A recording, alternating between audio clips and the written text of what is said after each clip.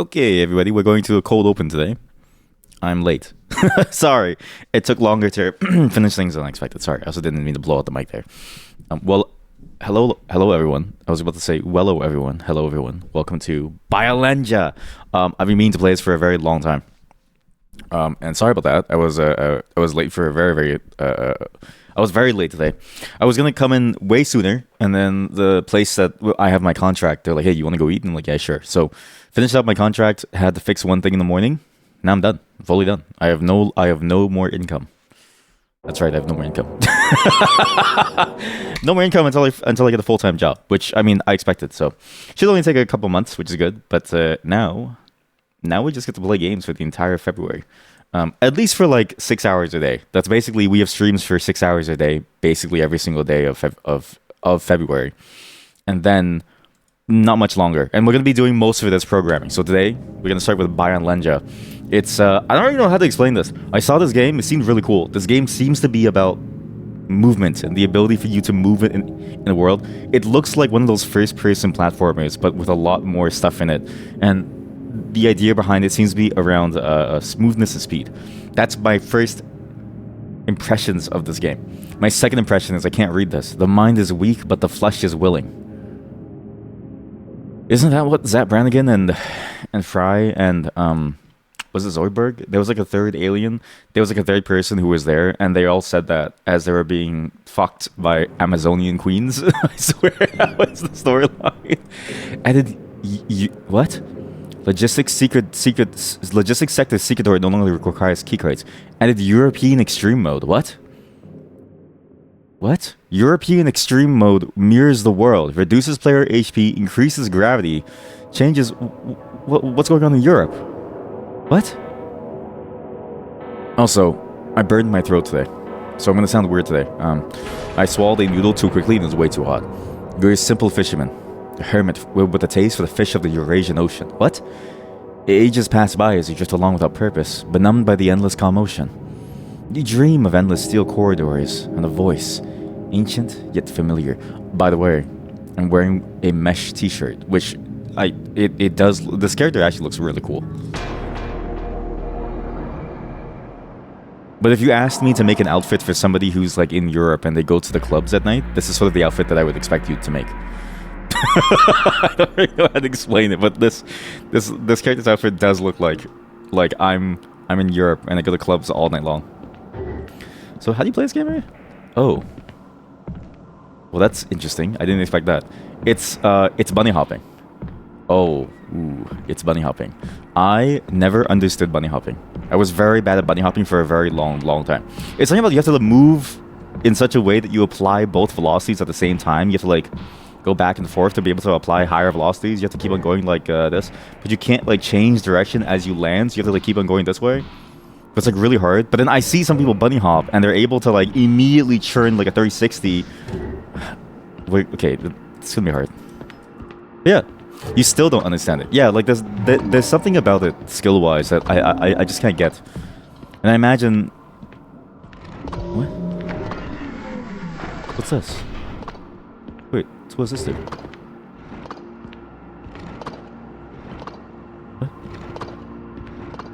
What? What's the point? I imagine we'll get better at it, and maybe the game will give me a tutorial, because would be a shame if we couldn't do it, but let's see how it goes. Oh, actually, that's the whole tutorial. The whole tutorial is, all right, you're going through a door, and you go. It's a linear level game. You get to go backwards and forwards. That's weird. You tried in Deadlock, but it might just be beyond your mortal comprehension. I thought Deadlock didn't have any bunny hopping. Or do you mean like keeping your momentum? If you mean keeping your momentum, that's a skill issue. If you mean bunny hopping, as in like you gain speed, I don't remember. I think they specifically blocked it in Deadlock, similar to how they blocked it in the CS. Because it's like you can keep momentum by jumping so that you don't do the so that you don't get the ground friction, right? So you jump immediately as you touch the ground to prevent you from getting the ground friction. But for bunny hopping, where it's like you actually gain speed by like just consistently jumping and moving your camera, I don't think it works like that in Deadlock. I could be wrong though, and if there is bunny hopping, I can't imagine what people have been able to do with it as a mechanic. What?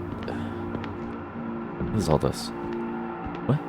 The solution, the multi-purpose grenade launcher was designed for comfort and utility. What? Thanks to the excellent aiming and prediction skills of our researchers, we prioritized payload mass over muzzle velocity.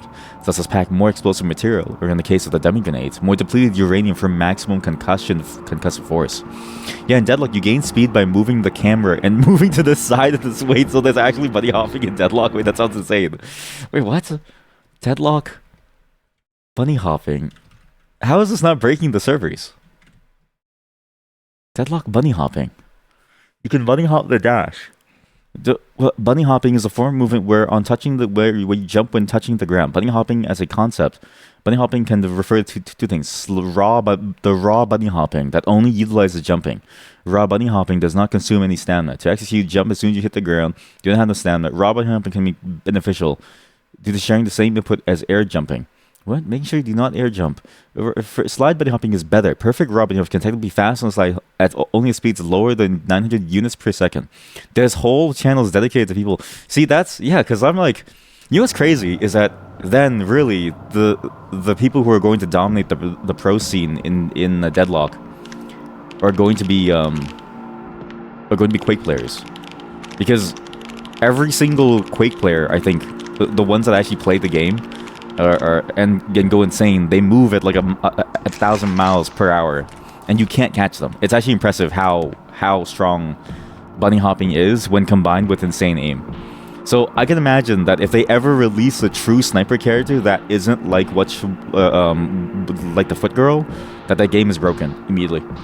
They fly around the map. I can imagine. How does this work? Feet. What? Oh, this is not... Oh, okay. I thought this was like... I thought... Sorry. I thought this was like TF2. Like you shoot the rocket at your feet and you sacrifice your feet and healthcare, but you gain... What you lose in healthcare, you gain in the ability to fly. I thought that was the point of this. There's enemies? Vindicta, that's her name. Vindicta, yes. Is there a way to aim it so that you get the explosion? I guess there is, right? There has to be. UV, you take your friend to pool. Okay, so... I'm sorry. So the explosion does no damage. It actually doesn't have explosion. Okay, I get what they mean by maximum concussive force now. What they mean is they loaded it up with so much material that it's super heavy that when you shoot it out, it just blows you up. Is it friendly? Landing a grenade hit on an airborne target results in a critical hit. This is a shooting game? But yeah, thank you for that. I had no clue that Deadlock had bunny hopping. Because every time that I tried it, it felt very, like, weak. And I didn't know what the max speed was, but it didn't feel like you could do, like, you know, old school Half-Life 2 Quake style where you could get really, really fast. It just didn't seem possible. So I was like, okay, maybe it doesn't exist. But I knew that you could do that to carry your momentum as you're doing the other jumps. Like if you do the jumps, like if you do slide jumps, or you do the dash jump and then you do it, and then you get to keep the momentum. But I wasn't sure about everything else. But now that I know, I've been getting into Deadlock. Oh look, I made it. That was easy. Was that a secret door? I guess that was a secret door. Maybe it was like a shortcut door. Not sure. It's weaker than other Swiss games, but still very useful. Yeah. I've been really enjoying the movement in the game. I've been practicing mostly in bot matches. What?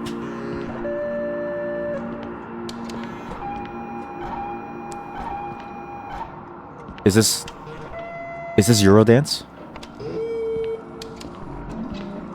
You know, if you listen to Jojo, was it Jojo or was it, no, it was Marauder by Daft Punk, right?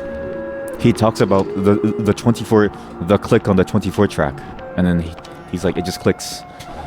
My name is Jojo, but or like something. My name is something, but everyone calls me Giorgio, and then the music ends up like this. I'm not kidding you. This is like the beginning of a Daft Punk track. I'm not kidding you. Sorry. This game's actually really good. And I'm surprised that it even lets you skip ahead like that.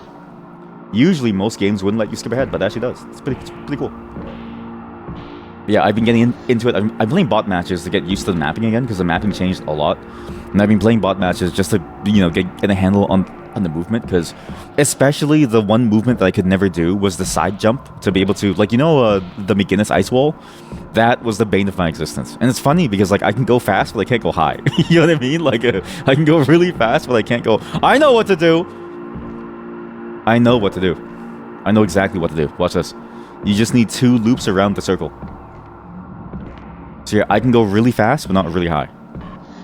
Which, I guess there's a lot of things, really. I mean, that's just basically what driving is, right? So close! No! What's up there? I could easily reach that if I do it better. Hey, chat, how are you? How are you? How are you? Hope you're doing well.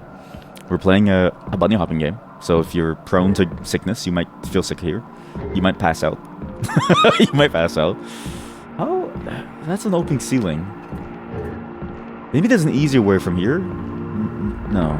Jump on the boost pad to activate it. Keep jump held and don't press any other keys. Wait, can you just hold jump and it automatically does it for you? You can! Oh, that's so much easier. I was tapping jump the entire time. Wait, that's so much easier. This is... Because, you know, in like old CS, in like, say, if you wanted to bunny hop in CS, right? You had to, don't threaten me with a good time. In CS, like, what you had to do was you had to time your jump. So what people used to do was they used to bind the jump to their mouse wheel, and people would go crazy with it. Like they would bind it to their mouse wheel, and then just like time the like jump to go a certain way. I know what I have to do. I have to get up into that hole. I have to get up into the hole.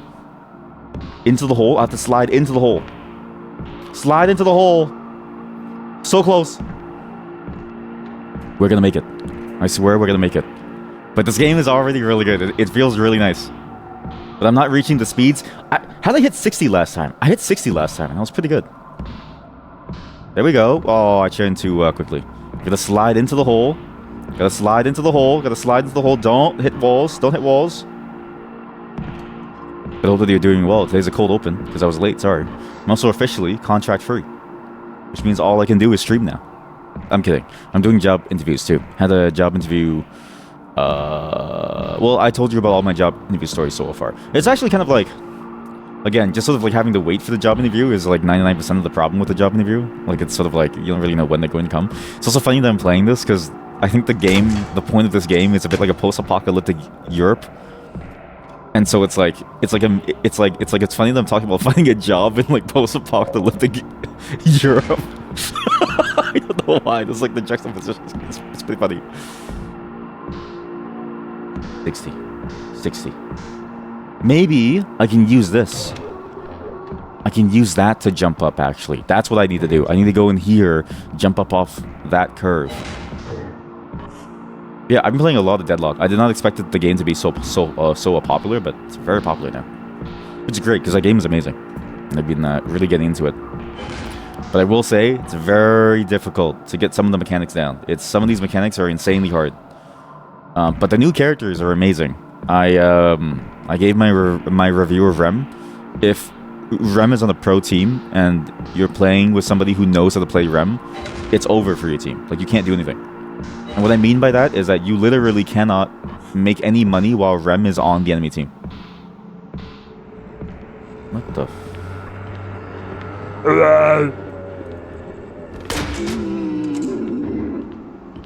Oh my god, I killed it. What? Despite their outward appearance, our mechanoids are biomechanical life forms. It's far from ideal. The soft tissue within the brain capsules is susceptible to the blunt force trauma. However, we do not question the ancient schematics. There must be a purpose to this that we simply cannot yet grasp. I just killed a person. I killed a person. I broke his head. Snapped his neck. Oh my god. Just like a real corporation. These bunny hops are always hard. Wow, what the hell is that? Is this a horror game?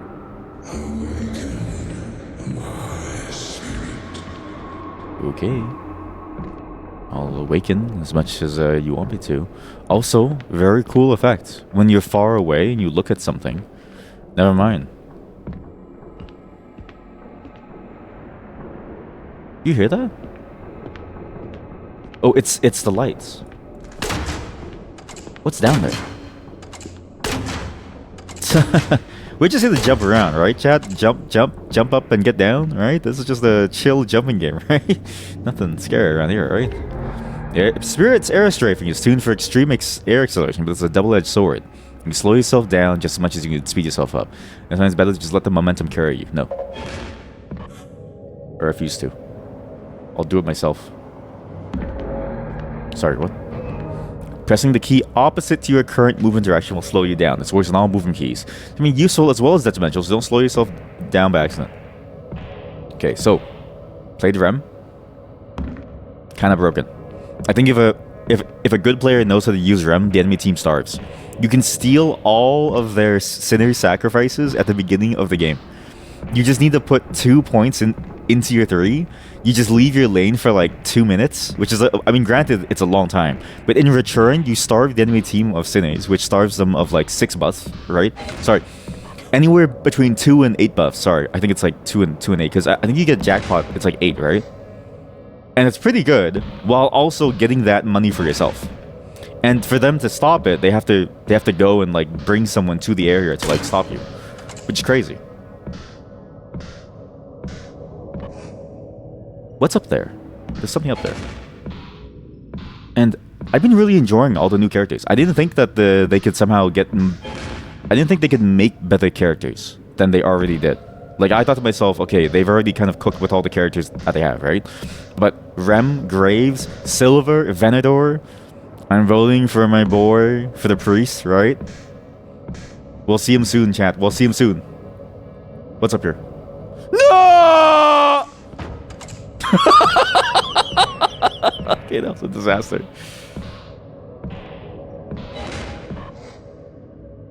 And then, you know, they just released them piecemeal, so you get this almost like teaser trailer of every single one. It's actually a really smart idea.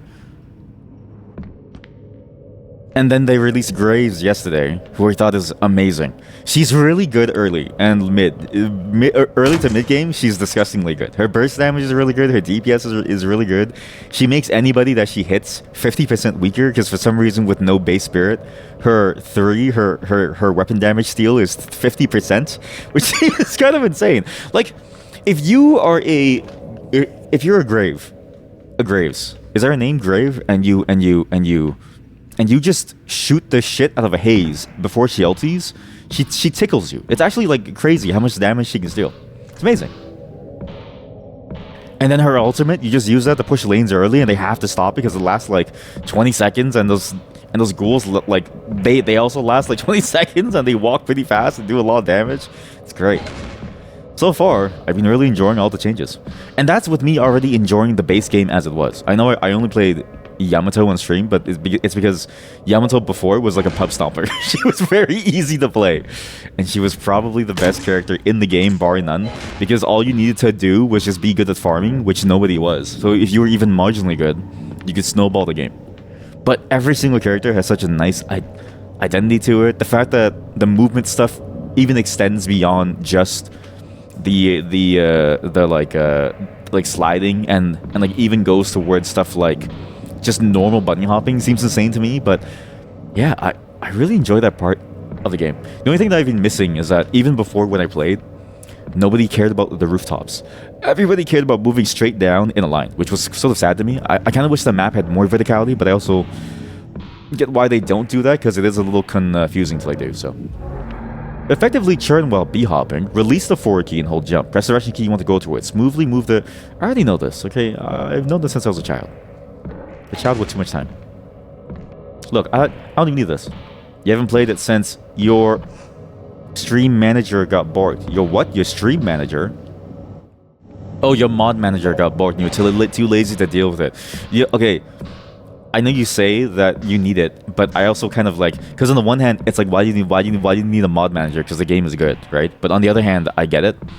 Because I saw there's a mod for a costume for Yamato that makes her look really hot, and I was like, holy shit, that's good. There's also a mod where it makes Vindicta very sexy, and she just has her feet out, which she already has her feet out, but like it makes it sexier. It's good. It's very good. What a great game. Ooh, wait, I want to touch the orbs. Yeah, the Yamato community model is fire. It's really good. And you know what's crazy? It's made by one single person. Like, it's actually kind of impressive how like one single person decided on that as a concept and was like, I just want her to look like this, to look cool. That's the power of art, right? That's the power of being a great artist. I want to go over there. I want to go inside the water thing.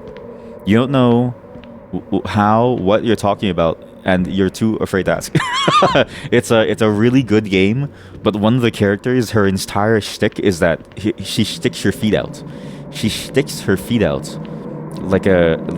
she sticks out her sultry little soles, and she just stares at you with her sultry little soles. It's not an MMO, though. I kind of wish that there was an MMO that had those mechanics. It's basically a third person ARPG. It's like a third-person Dota 2. But it feels more complicated than Dota 2. Like, it feels like there's a lot more things you have to care about than Dota 2. And I think it's just because of the fact that it's third-person and because you have to move and aim that it feels a lot harder. So it's like Dota 2, but like if you run out of the reasons to live. You know what I mean? Like, you have nothing left to like live for, so you might as well live for this game. Bee hopping. The ancestral art. The ancestral art. It's a MOBA, yeah. It's like it's like Dota or League of Legends, yeah. It's fun, but and there is a casual mode now. I didn't try it yet, but I saw videos of it. The casual mode did look really good, so you can play in a casual sense. But it is like, it's one of the hardest games that I've ever played. It's way harder than most other games out there.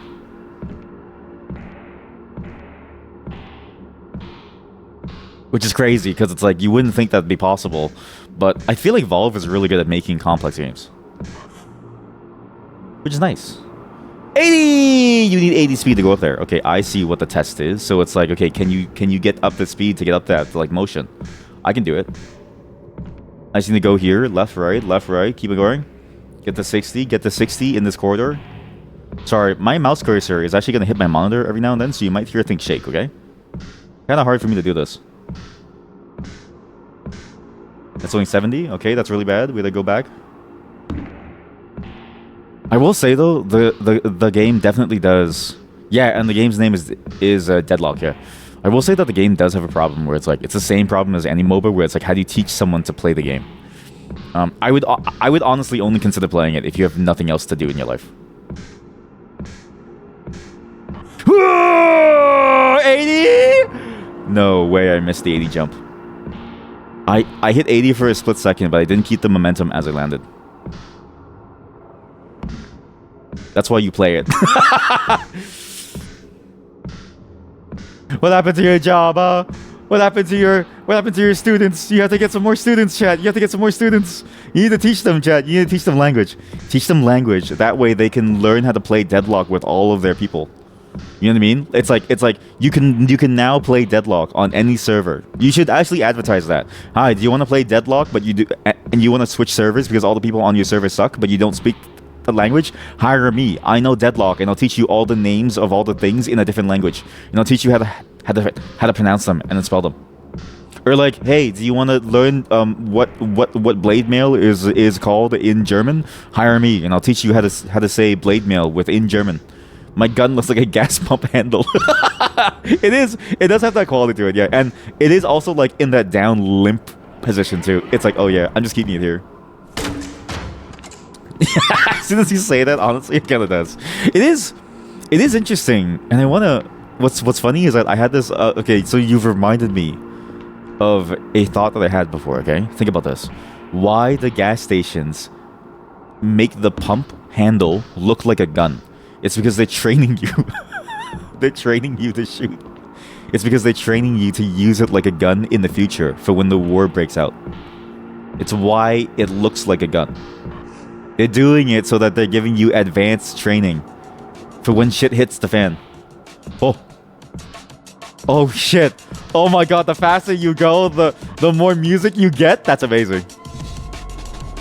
Oh fuck, chat. This is the game. The faster you go, the more music you get.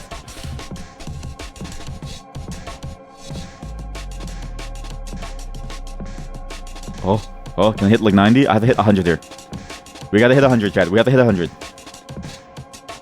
90. More volume, please. More volume, please. I'm at 100, please. More volume. I deserve more music, please.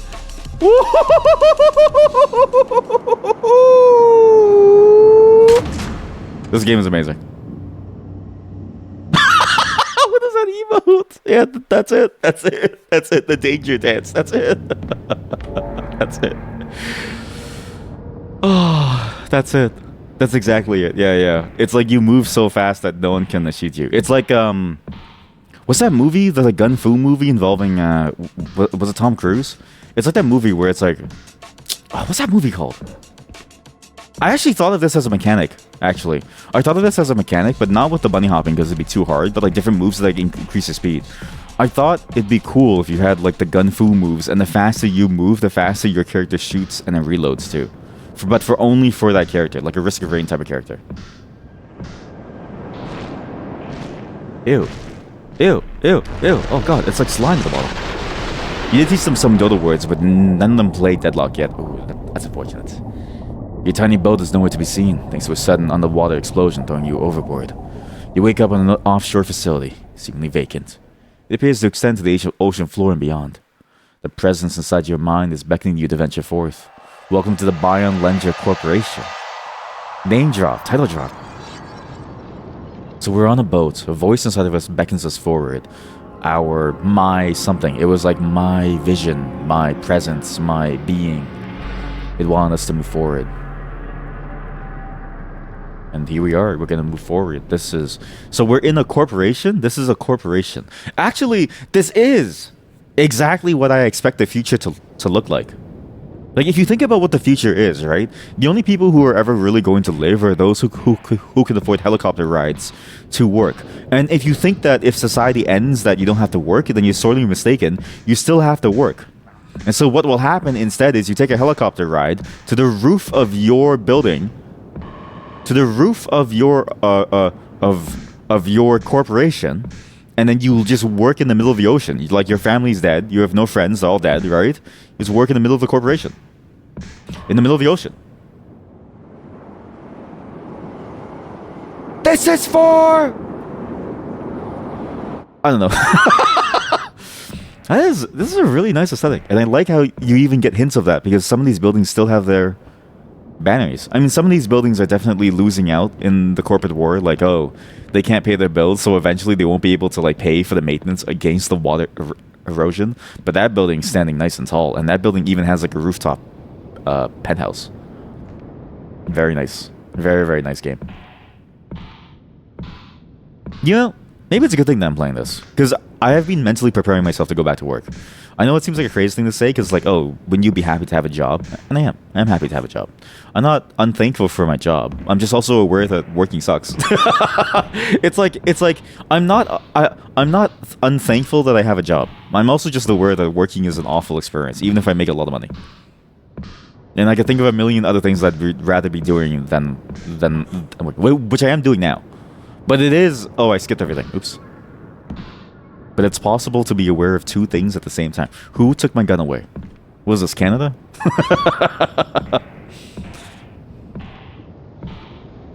Oh. Wait, where exactly am I supposed to go? I guess I could go higher. Can we get much higher?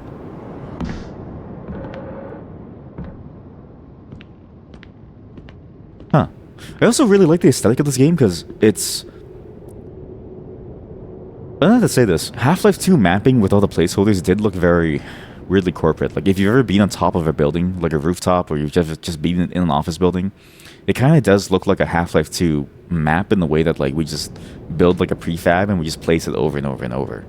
And the way that everything is very square. Like, for some reason, humanity has gravitated towards the square shape for our round human bodies, as if that's the most effective shape. Hello? Oh my god, it's like an open world game. Press F to scream. I saw the guy. I thought it was just a joke, but there really is someone out there on a tiny boat. I don't get it. How does he survive there for so long? Everyone talks as if he's been there for years.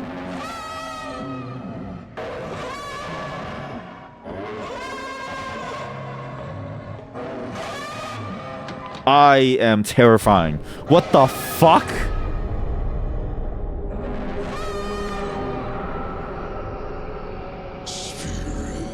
Spirit. My dear spirit. Hey. I hear your soul. You hear me? Oh my god. Go towards the screams. I am the screaming. I am the screamer. This is a cool concept. Not because it's you know, a lot of these games try to make you feel like you're a human in some sense, like you're a person who is like in this world, right? This game makes no mistake. This game, what the fuck is that?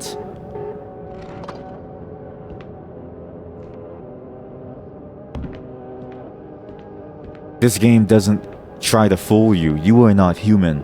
You're something more than human. You're a creature.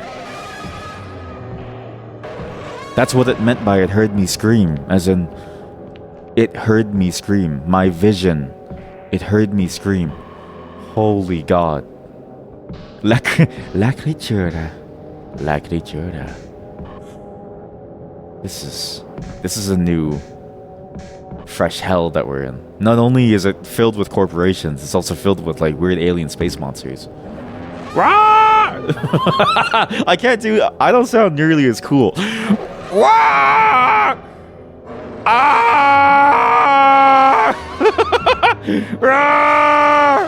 me roar! God, that's. This game is an amazing style. It's got an amazing idea. It's got an amazing style. It really makes you uncomfortable with the idea of like, okay, who and what are you really? Like, what are you? What could you possibly be? Health up? I screamed on purpose. Scream.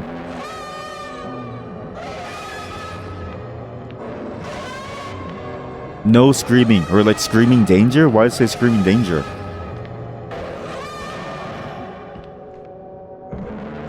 Oh god. It's really unsettling. I hate this scream. But it's why it's so beautiful. God, that's terrifying. They did an amazing job creating whatever we are, whatever this creature is, whatever this character is. They did an amazing job making it so inhuman. And even honestly, the way that the character was, it was weird that it was a bipedal creature, had one eye on the side and had that mouth and that sort of like lankiness. But then combined with the ability to scream as we do, it is terrifying. Jesus.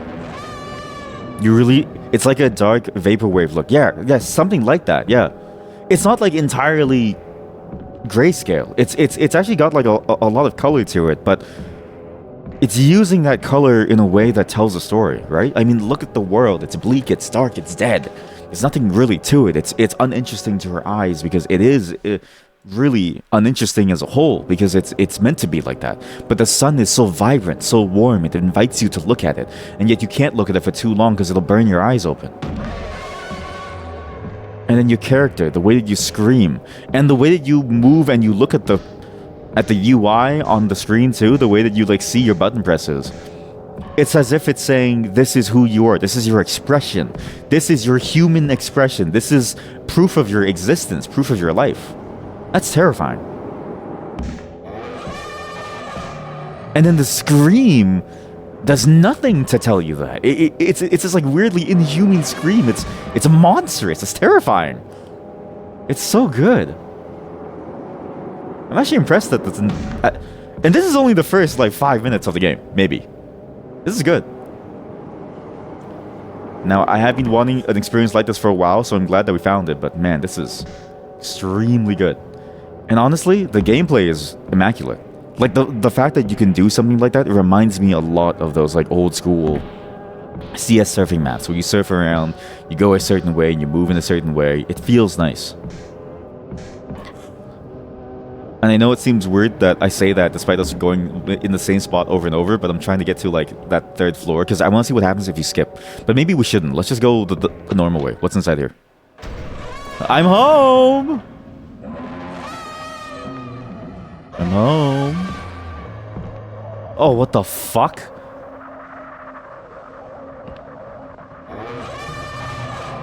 Oh my god. Hello, housekeeping. If my housekeeper entered my house and said, "Rah!" I would freak the fuck out. They did say that these are biomechanical machines, that like brains are inside the container inside the head. And you can hear it screaming in pain. It's actually a very deeply unsettling game, despite the fact that there's very little about it that feels like designed in like a cheap horror way. Like you here, for instance, this was like a jump scare to me, but it's because you don't know what to expect. You turn the corner and you just see this. And you hear the inhuman scream. And honestly, I know I keep mentioning the scream, but it's like it's so hard to explain just how terrifying this thing sounds like. Because I hear this noise in real life, I'm gonna freak the fuck out. Housekeeping!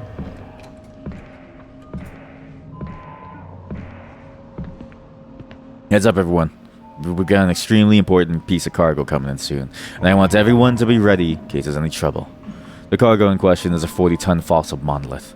The boss man's coming up to the surface for it, so it seems extremely important. Well, they're coming up to the surface for it, eh? And the monolith... I'm assuming the monolith was the thing that we saw in the middle of the map. The thing that was there, the thing that was sort of sitting there with whatever creature was on the front of it. And that creature is us, or whatever is beckoning us to it. That thing. So that's to activate this thing, and now this thing is available. No, it's not. It's still missing something, but the light is on now.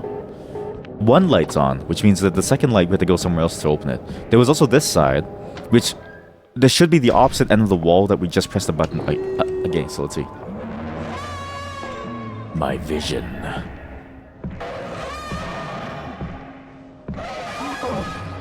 Why does it keep telling me to scream? It's freaking me out. Like, this is weird. For all intents and purposes, I should be the monster, right? I should be the creature that is creeping up on this place and basically terrifying them. And yet, I'm afraid when it tells me how to scream, even though I should be the monster. New orders, everyone. Logistics Center will be taking over storage duty for the new item. Apparently there's been some complications when airlifting the fossil. Once they bring it here, our job is to make sure they get it on the cargo lift and down to the labs as fast as possible. The labs? Oh! Oh! I'm not nearly as scary. Here we go. What have they done with it?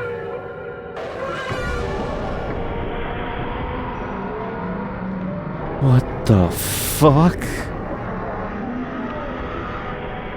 Well, I guess when we screamed outside, we got to see the monolith before it was taken downstairs.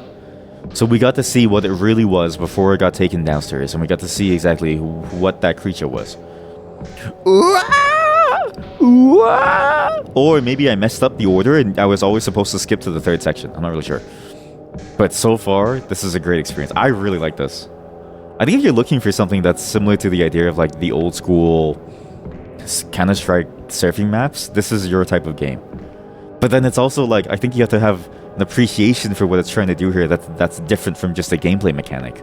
Because there's a lot of games that are based around that type of movement, but this is the only one that I see that so far that it seemed to take it all the way into its own story, into its own world. It's like own everything. Excavation site in Lapland was quickly acquired by the corporate Lapland.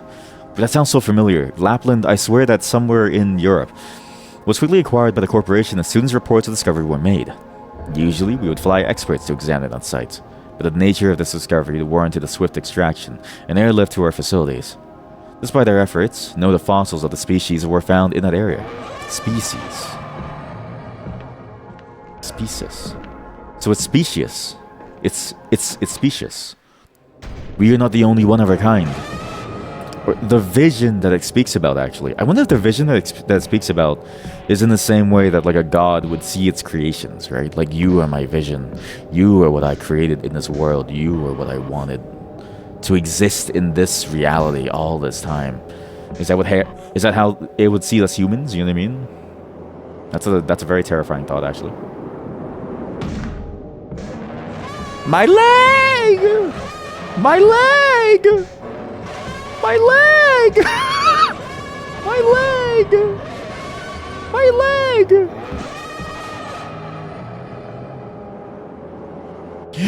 I'm in. So what's up here now? There's 3 levels to this. The top level says not to scream honk. Honk. Well, yeah, what if we're just a giant prehistoric duck? There is something that I've been thinking of. So you know how like dinosaurs exist in the world? Or like existed in the world? Not that they still exist. I mean, I guess they exist if you think of like a dinosaur as like a fossil, you know what I mean?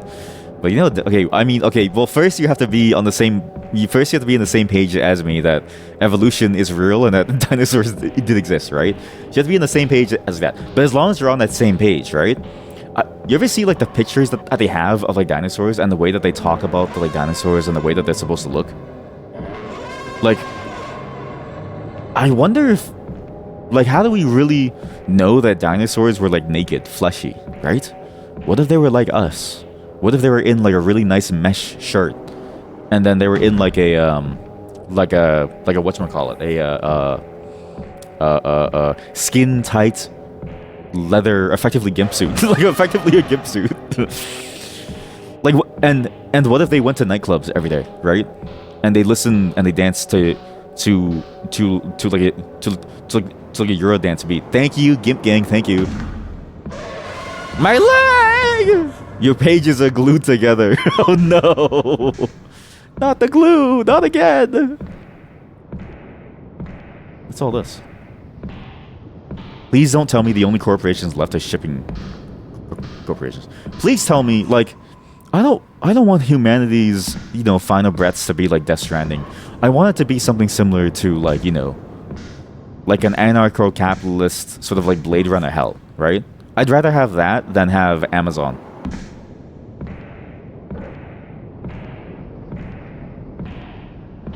God, it's such a cool aesthetic. And I really like the, something as well that is sort of underappreciated within games that I always really appreciate when I see it.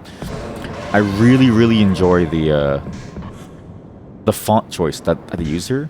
I don't know what font it is, but and sort of like the way that they've done it, but the way that the words look, it's so close to familiarity and yet so alien that it feels unsettling. It's a very good mix of two things. And then on top of that, whatever they've done with the lighting, this like sort of like off color, off axis lighting, it's really good. Cyberpunk, you're waiting for the big boom. Okay, listen, okay? Your time is done, okay? You're old, okay? You don't have anything to live for. My life just started. I don't want to boom yet. Give me a chance. Give me a chance to live my life, please. I'm begging you. Nuke me, please. Okay, only nuke her, please. Only nuke her. Let me live my life. Give me a chance. Only nuke her. She wants to go. She wants to go. Give me a chance. What? I didn't need to open this the entire time? I didn't need to open this the entire time. So, what could I have done then? Because if I didn't need to open this, right? If I didn't need to press the first two buttons, maybe I could have gone down there without bringing the artifact downstairs. Maybe I could have done something cool in secret, right? Maybe. Anything else about the building I should think about?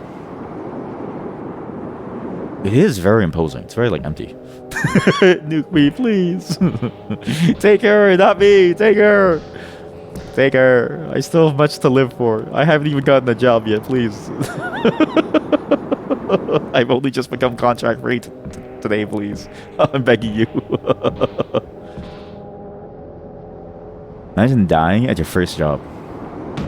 Oh. I've never seen this many researchers up on the surface at once. Apparently the fossil fell into the ocean twice during airlift. Now they're all anxious to get into the labs where something else goes wrong.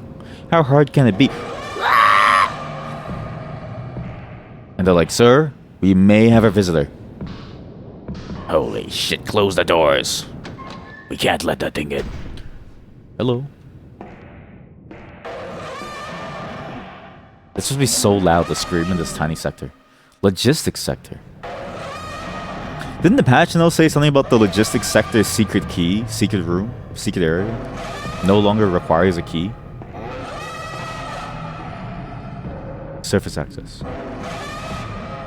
Oh yeah, look at this level. Man, this is nice.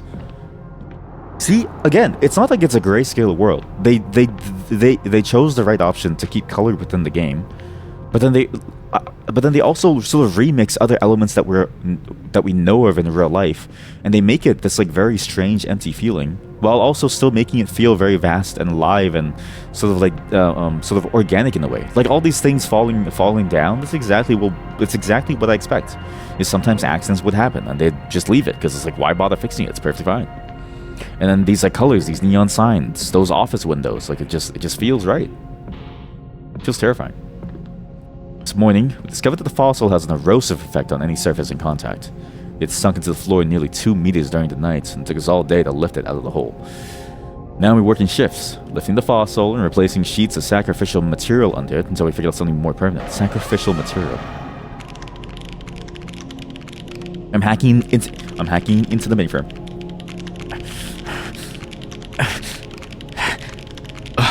My fingers, ow.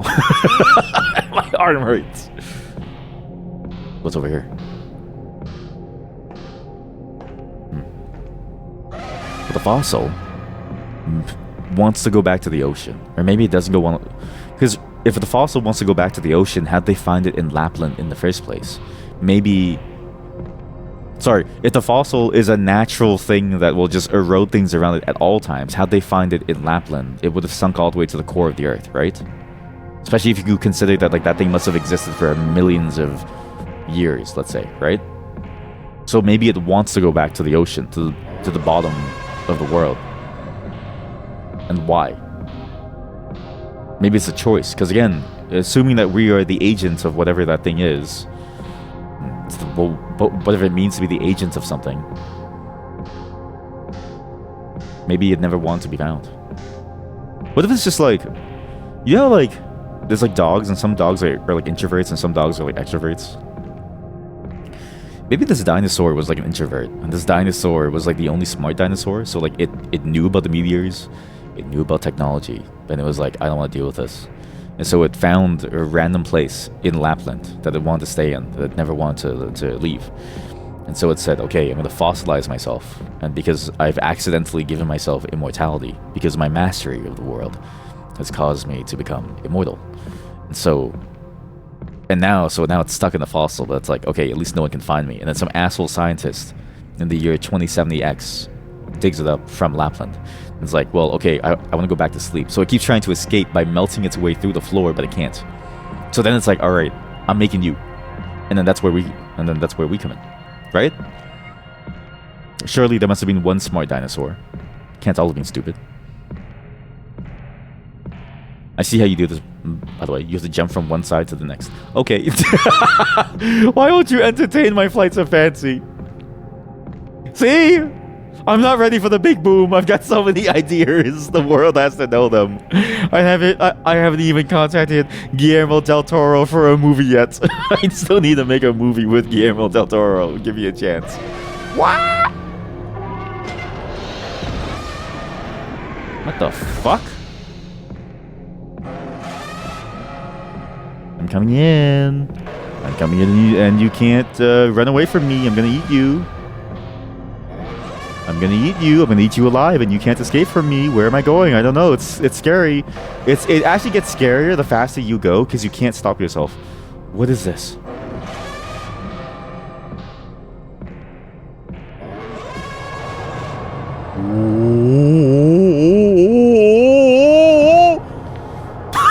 Sorry, I don't know why I made that noise.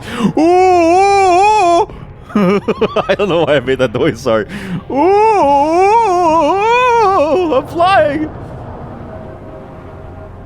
Ooh. Do you think, like, surely they have cameras, right? Also, I really enjoy whatever this idea is, and I don't know what the idea is. I've only heard of it as as an anachronism, but I think anachronism is specifically about things from a different era being in this place.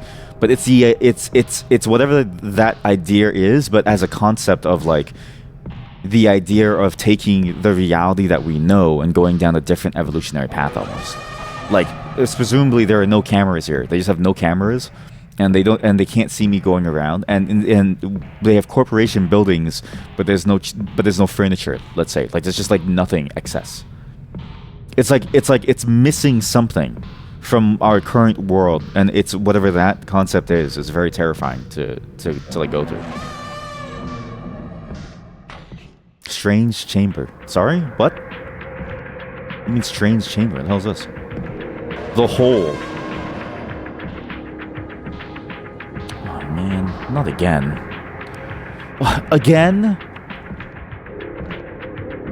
I haven't even had my coffee yet. Alright, fine. Imagine being the person working on the hole.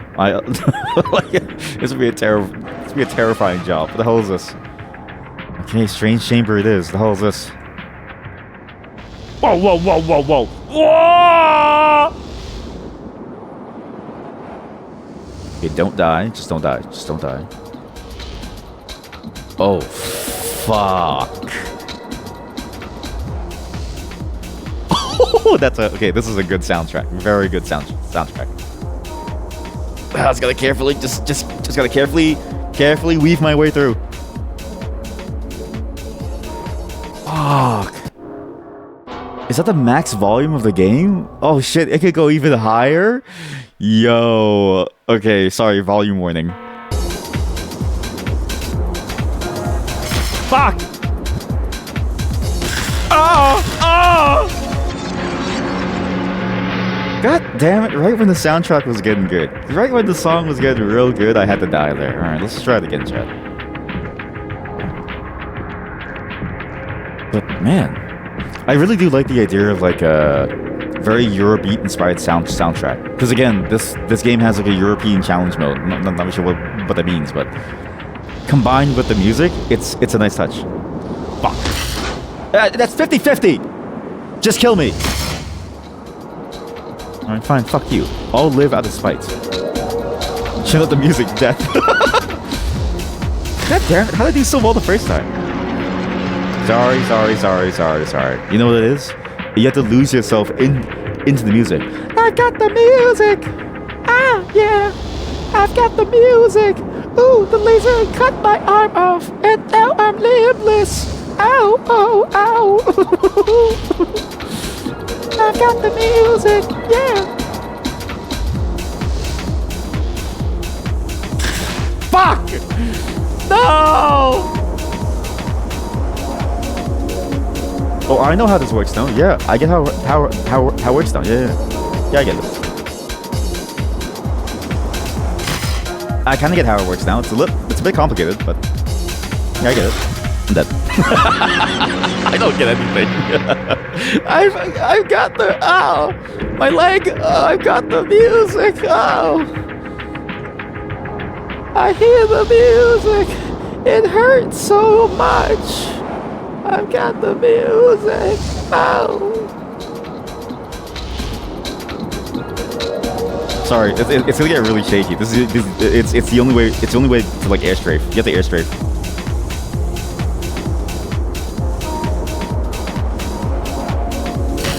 Fuck! I went the wrong way. It's gonna get very disorienting. Sorry, it's the only way to live.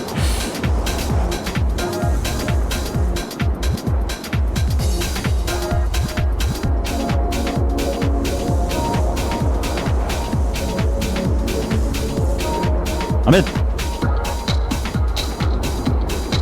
It's like a visualizer. You know what this is? This entire game as an experience is about creating your own visualizer using music.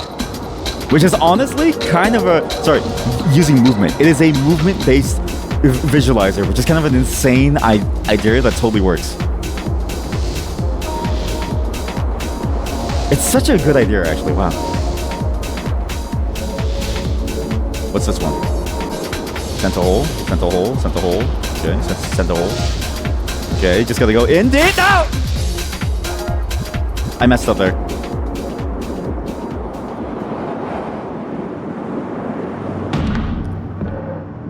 Welcome to the hole in the wall club. Good job, you found the hole. This location is still under construction. Good. What do you mean? What? Good job, you found the hole. This location is still under construction. Good. Thank you. Thank you. I appreciate finding the hole. Thank you. So, what? Good. Good. Good. Good. Good. Good. Good. Good. Good. Very good. You found the hole. Thank you. Good. Okay, bye. Imagine you... Okay, one... A movement-based music visualizer is such a sick idea, okay? I can imagine a VR chat world where it's like the way that you move your body.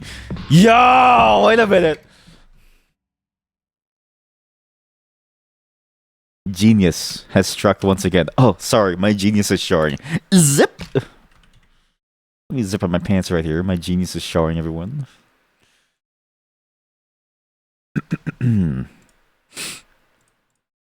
Pull up my notes.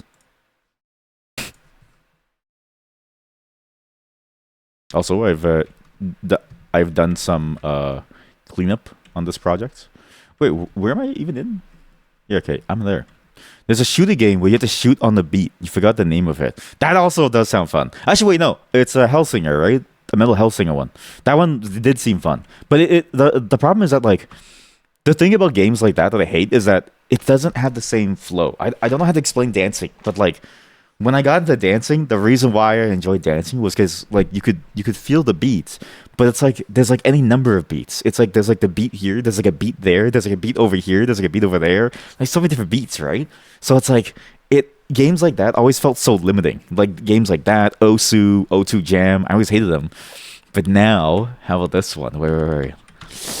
I don't know if this is already made, but maybe we can do something. Wait, this is the wrong... Sorry, this is like a list of worlds that I want to go to. Not the ones that I want to make. Is it the ones I want to make? That's in projects. Sorry, wrong file. That's in this file. Jonathan Blowjobs.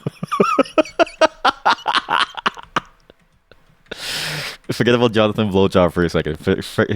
Because all of his games are Jonathan Blowjobs, right? Sorry, what's the idea? Why was this a VR chat world? Sorry, also my keyboard key fell off. Sorry, give me a second. Everything's falling apart. VR dance visualizer. So every movement that you do in the world affects the visualizer in the world.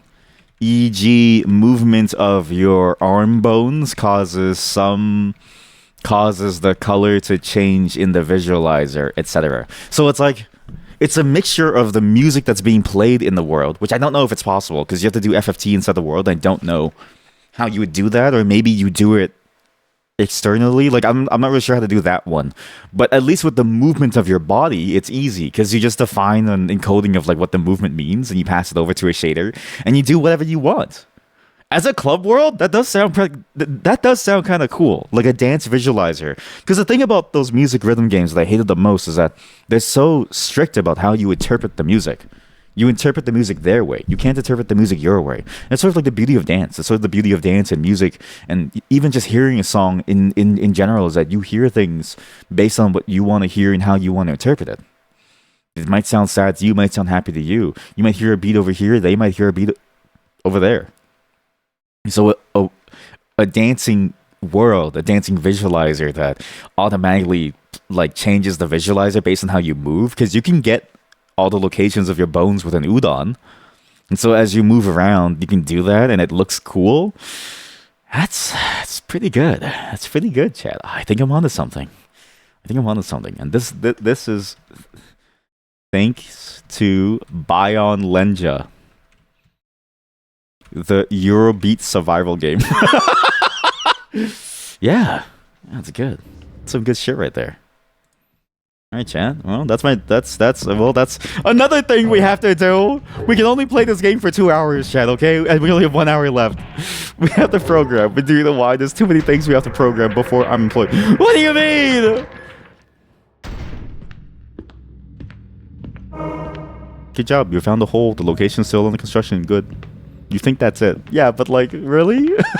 But it's such a good, it's such a fun song. I want to go back down just to listen to the song again. I just want to hear the song again.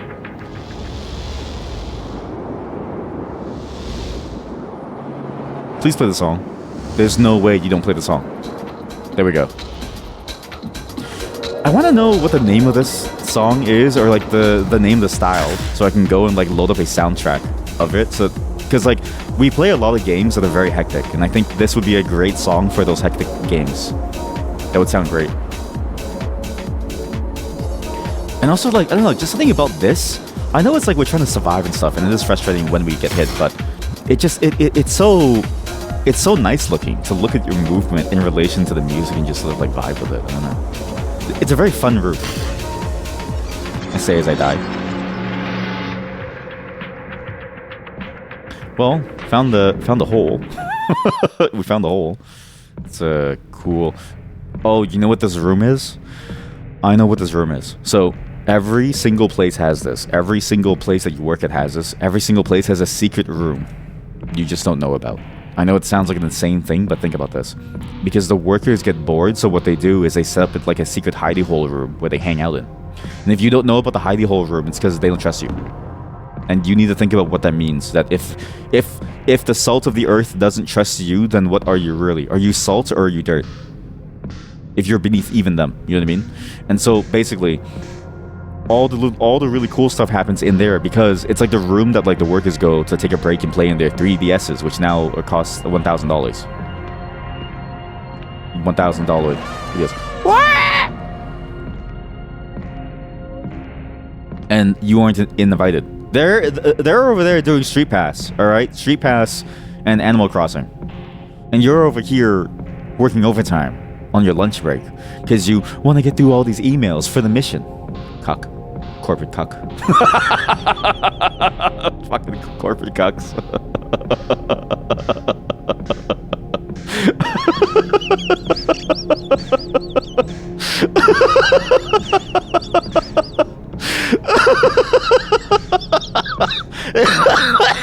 Oh, fuck.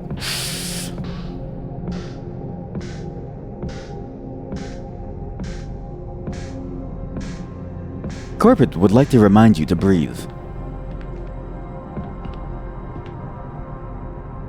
Now this is the ultimate corporate piece of art. What's crazy is that, like, I don't know how to say this. This is still too artful for a corporate piece of art. And the problem is that the person who made this game is making art. So it's like, this is a corporate piece of art in the context of the game, right? And so it's lifeless. But because it's made by an artist who knows what this is, it's actually too artful. Not because it's made by them, but because if you look at it, it has too much meaning to be a corporate, shallow piece of art. It's Jonathan Blowjob. What a great piece of art. Hello. Orange lights on top of doors indicate unvisited areas. So what about the robot? Hello. I know you're a real person.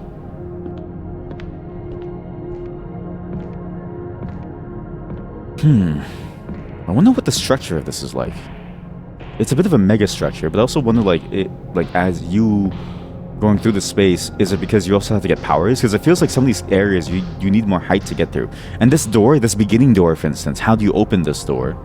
Is there a way to open it? And once you learn how to open it, can you restart the game and open that beginning door, right?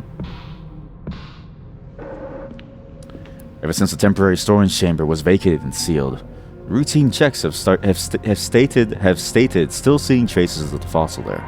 This matches reports we received from Prototech. We may have made an error moving it around the corporation facility so often. That's the future. Ooh, ooh, ooh, ooh, ooh, ooh, ooh, ooh, ooh. Keycards required. 1 fossil vault. Oh.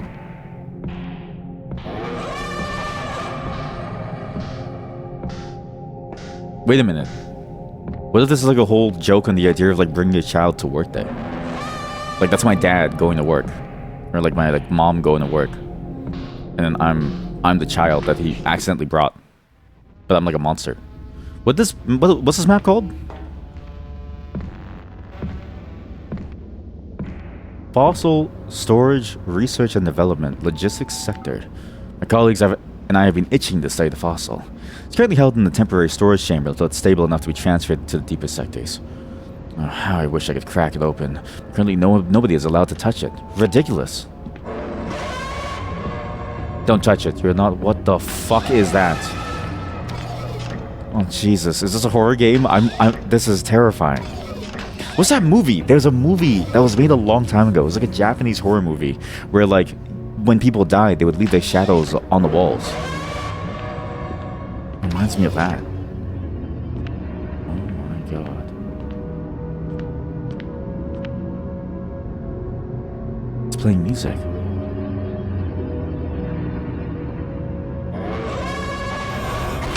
Ah!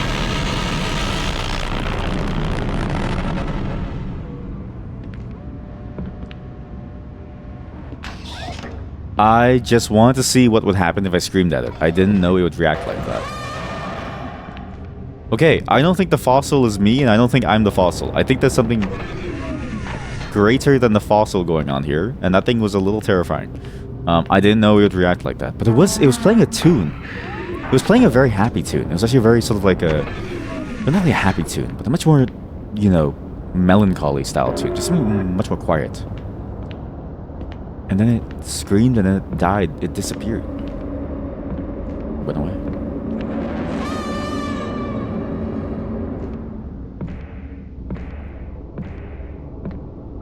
It was there. As you all know, bee hopping, also known as bion hopping, okay, that's funny, was discovered by none other than our very own CEO. Its ability is unique to humans, and it is theorized that bee hopping is how our ancestors migrated and hunted during the age of dinosaurs. I can't believe how correct I was on the lore of this game. I can't believe I was so correct on the lore of the game. It really was dinosaurs. It really was dinosaurs all along. It was dinosaurs all along.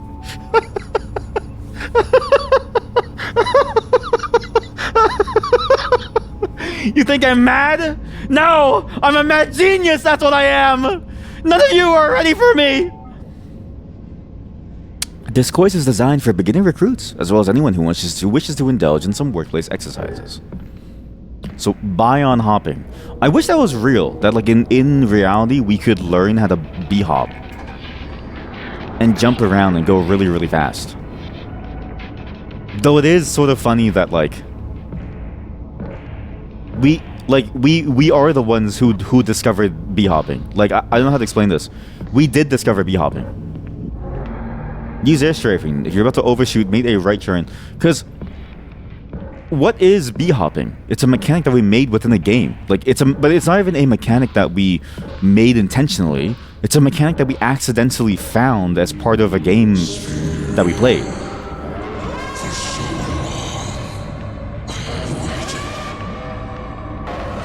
The fossil is speaking to us now. At first it said mysterious voice, but now it's saying that the fossil is speaking to us. Because bee hopping, right? When we found it, it was a bug within the Quake engine, and then people just went with it. It was just because it was just applying too much velocity when you held multiple keys down as you were moving, and which allowed you to build velocity because you didn't lose all your velocity when you landed.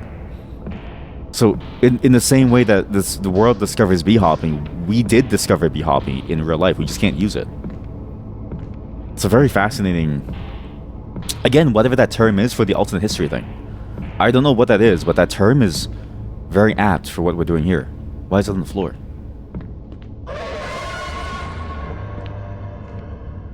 And now the voice is speaking to us, and the voice says the fossil. It's the voice of the fossil, no longer the mysterious voice. So now, and we are the spirit of the fossil. But what does that mean? We are the spirit of the dinosaur? But bee hopping is an ability unique to humans. It's how we hunted the dinosaurs, right? And again, what did I say in my mad ravings? That maybe the dinosaur was an introverted genius dinosaur who was the only dinosaur of its kind that knew, and thus is also the only one that could bee hop, but it was discovered by the humans again. It's being hunted down. Remember not to hold the forward key, you're also not able... Do not be afraid to make aggressive turns. Okay, fine. Just leave me alone. I've been doing that the whole time. You, oh my god. Oh my god. There's another implication too. Remember how it said those machines, that they were biomechanical structures, right? Like there's a brain being housed inside of them. And look at this one, it's freaking out. This is a person. There's a brain inside this. There's a brain inside of this machine. Its entire duty is to stand here and just look. Look. It's actually, it's even more oppressive of a society than I could have imagined. And that's a beautiful concept. Beautiful as in like it is a terrifying, beautiful piece of art. It's a world that oppresses you so heavily as a person that it even forces you to become a motionless statue, to serve the rest of your days in a still form of an unmoving, unliving, unfeeling thing. A statue, a sculpture that can't do anything but look at the world and wonder why you're there. That's good. Holy shit, this game is so packed full of like really cool stuff. Or maybe I'm just making it up and I've given this game more credit than it should have. But I feel like this game is onto something. This is a really, really interesting aesthetic. And the more that you can draw from it like that, that's sick. And then the gameplay is so good because you can just think about this stuff as you're bee-hopping because it's instinctual. I was just gonna say that it's instinctual. Holy shit, this game is crazy. Bee-hopping was discovered to be instinctual.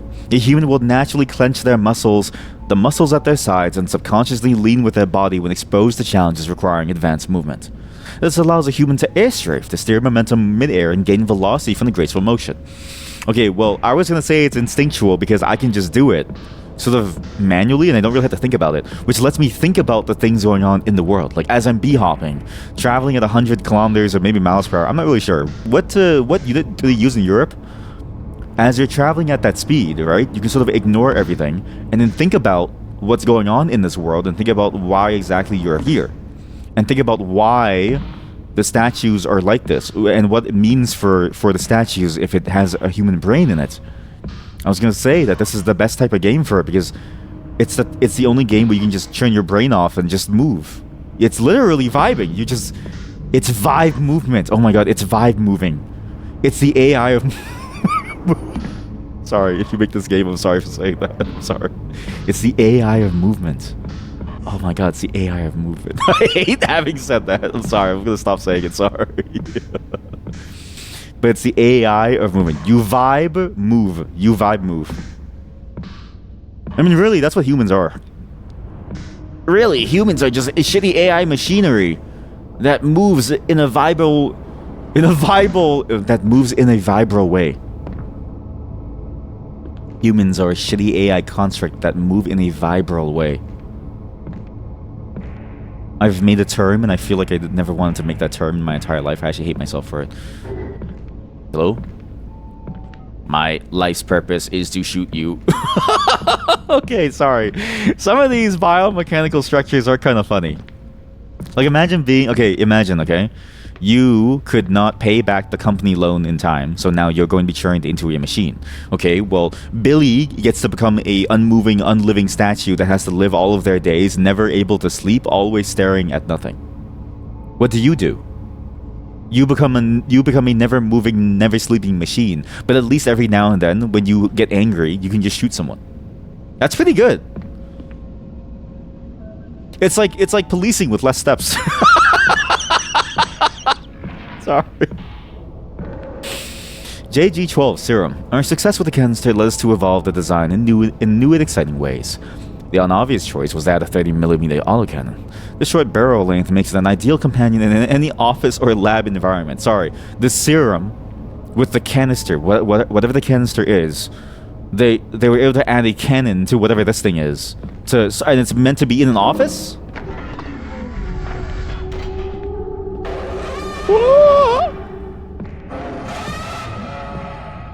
Meant to be in a fucking office?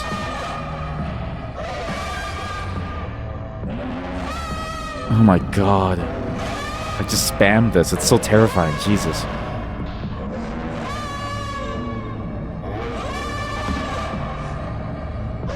There's something over there, actually. Right there. See that? There's something over there. Oh, never mind. This is where you're supposed to go. Oops.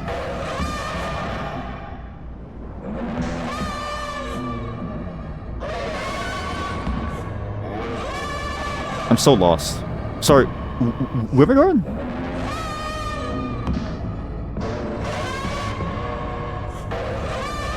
So, okay, so you can build speed around that momentum and you just kind of go around here. Okay, so this is literally just a tutorial map to teach you how to B-hop. It hasn't really changed in the structure the entire time. Disc.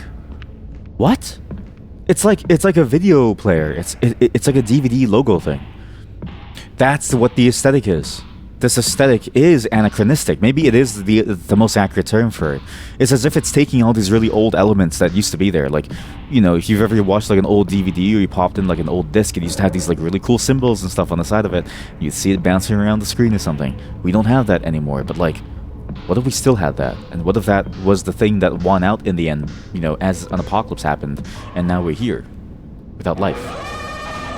And a dinosaur that screams at us all day long. What if this was our life now?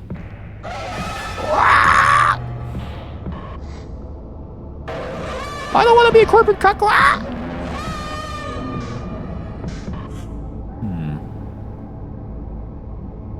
This game is... I didn't expect this game to make me think so much.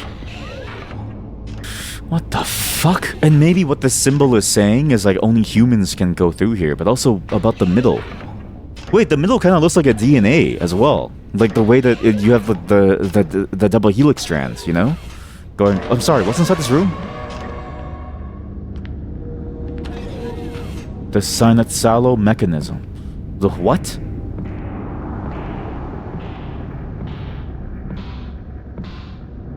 What the hell's going on in Lapland? The Sinetsalo mechanism.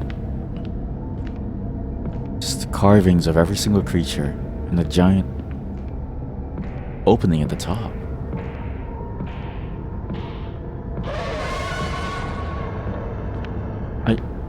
I'm honestly, I'm a little afraid. This game is so good at instilling this weird, I don't know, it feels like a weird primal fear in you. The noise, the scream invokes a primal fear in the way that the dinosaurs must have felt to us back then, our ancestors. Our ancestors must have heard the dinosaurs and said, we have to kill those things, and so we invented bee-hopping to like kill them. The Sinetsalo mechanism. Sure. There was something there.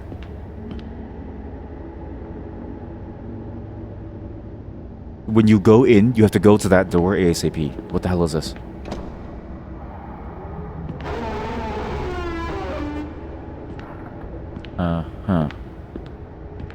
One opening open, one opening closed. It's almost like it's a bit like a payphone. It's sort of weird.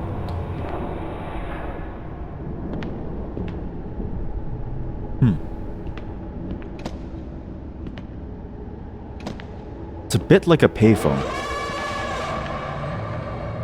They're not feeling too good. So now this opens. Why does this open?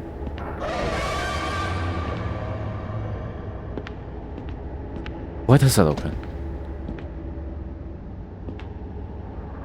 You know, they also capture that weird way that corporate spaces can feel so confusing.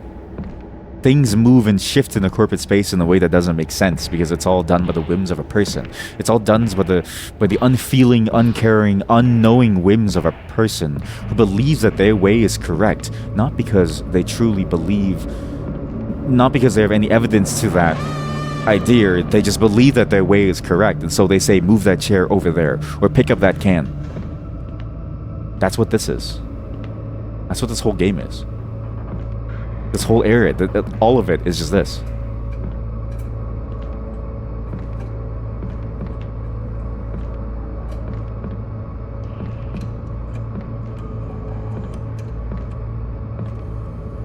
Maybe I can do that. Let's see. Can I actually go up there? You have to like get a really good angle. You have to basically jump on it right away to get up there, but might be doable. No. But there's something up there. And presumably there's a way to go up into this area too. I'm gonna use you as a curve? No? How exactly do you climb up this area? Oh, this is how you do it. Wait, here we go. Not really, no.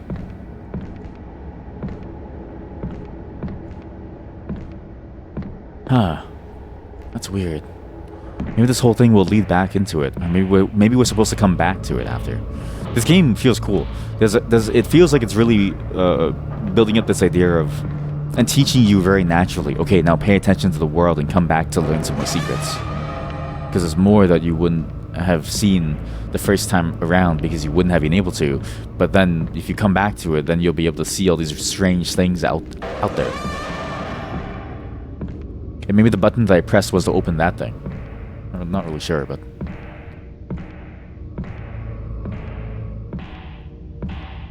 Also that gecko.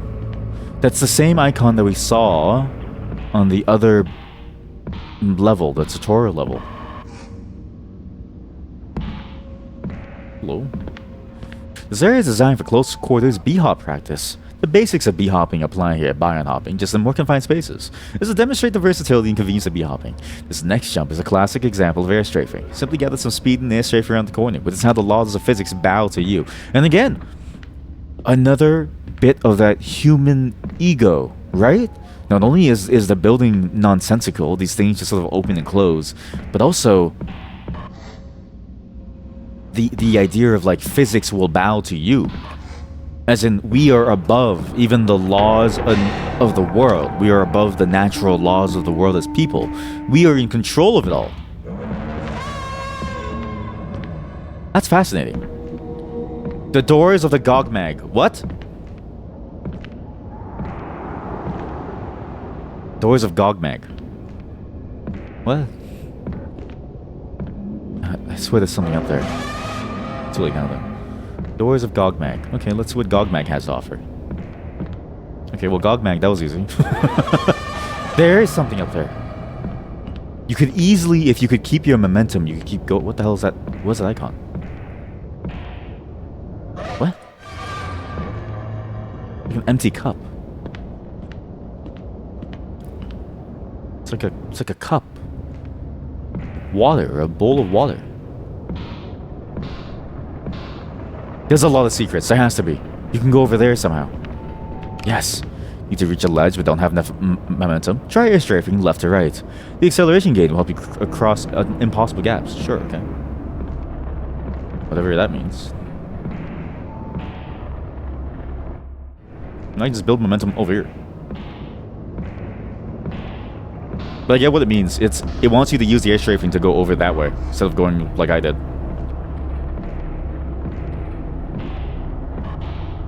But we're gonna use the momentum. Go over here. Okay, this is okay. This is a little complicated now, but this is great. This is a great experience. Go over here. Build up speed. Continue the speed into it. Yes. Okay, almost. I was gonna almost made it to the other side to go down our weird route. How come it starts me over here but not back there? What? I guess the game doesn't really know where we are. Oops, I messed up. It is a little... You know what it is? I've never been good at this close bunny hopping thing. Like, I see people do these very close bunny hopping things, but I just can't... I can't get the angles. It's very hard. I'm just not used to, like, my view changing so quickly. It's very disorienting, actually. So close. You see that? You see... There's something there! I know you're hiding something from me. I know you've got secrets in there. And I will see them. Yes. BAIONLENJA! Well, what now?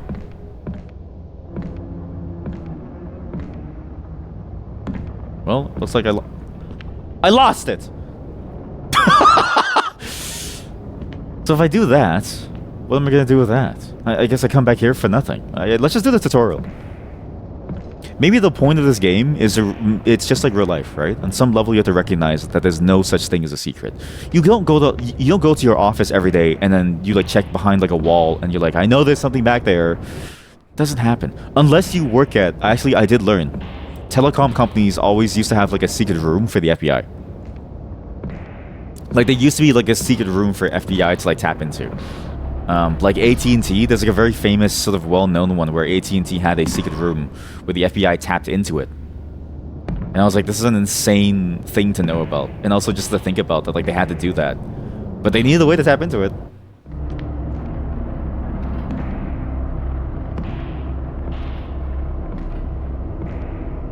So it's not the it's not the craziest thing. Basically, what I'm trying to say is it's not crazy to believe that there could be something like that. It's just crazy to believe that I could find it. What's the point of this? Ah, right?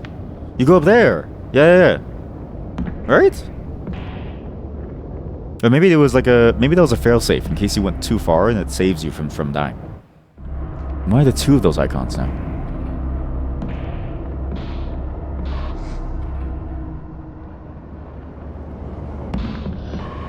That was bad. Okay, we go again. And also, maybe we are human. Because even our breathing is very human. Like our character's breathing, like it's very human in design. Maybe we've been chosen by the dinosaur to be. Maybe we've been chosen to become a dinosaur. The coil of Gehenna. The what? The hell's a coil of Gehenna?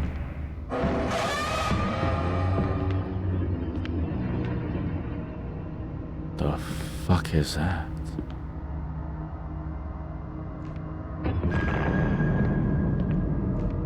Father? The voice in my head. I need to find it. The coil of Gehenna. This is getting terrifying. It's getting more and more terrifying as we go. Holy hell. The coil of Gehenna. Like a mortal coil? What is the concept of Gehenna? I've seen the term elsewhere, and I know it comes from... I swear it's like a religious term or something. I swear I've seen it somewhere. What is it? The coil of Gehenna. I almost skipped the entire level. What's this? Why are we here? Von Boers visited our lab yesterday. Knocked over the table, smashed all the flasks and glassware, laughed, then disappeared into the nearest ventilation shaft. It is an inspiration to see a head of research in action. In fact, he's the only one of them I've seen in a while. The others have been so engrossed with their work that I've not heard them leave the inner sectors for months. Sorry, the inner sectors. They travel in ventilation shafts. They're taking a lot of inspiration from Half-Life 2. I was gonna say that this whole game feels very Half-Life 2 inspired. In the way that like the characters are, the way that the world is. Everything does feel very Half-Life 2 inspired. How do you do, fellow bots? What was that screaming?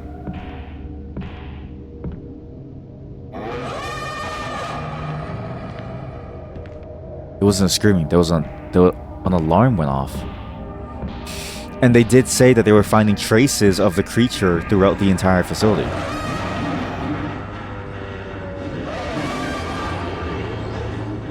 And so maybe the traces of the facility are why that creature can appear in all these different places. Because it can break free of its confines and just show up here. You can either go over there. You can also go... Can we get much higher? Holy shit, you should go really higher. wait. Maybe I can actually make use of the song now. Wait. Can we get much higher? So high. Can we get much higher? So high. Can we get much higher? So high. Can we get much higher? So high.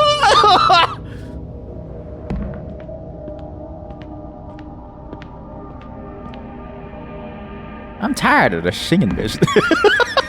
Sorry. The opportunity presented itself.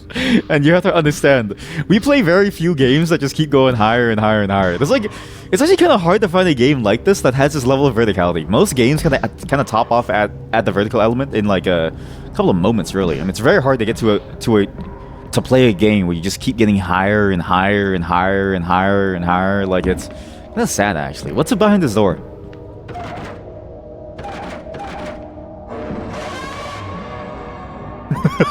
I do like the roleplay element, actually. I like being a dinosaur. Being a dinosaur is cool. Mom, I want to be a dinosaur. Great, me too. Well, what? Yeah, I've always wanted to be a dinosaur. All right, I've been collecting eggshells for the past several months. Now I found an egg for you, Billy. Get in the egg, Billy. Get in the egg and I'll pop you out again. Mom, I don't want to play dinosaur anymore.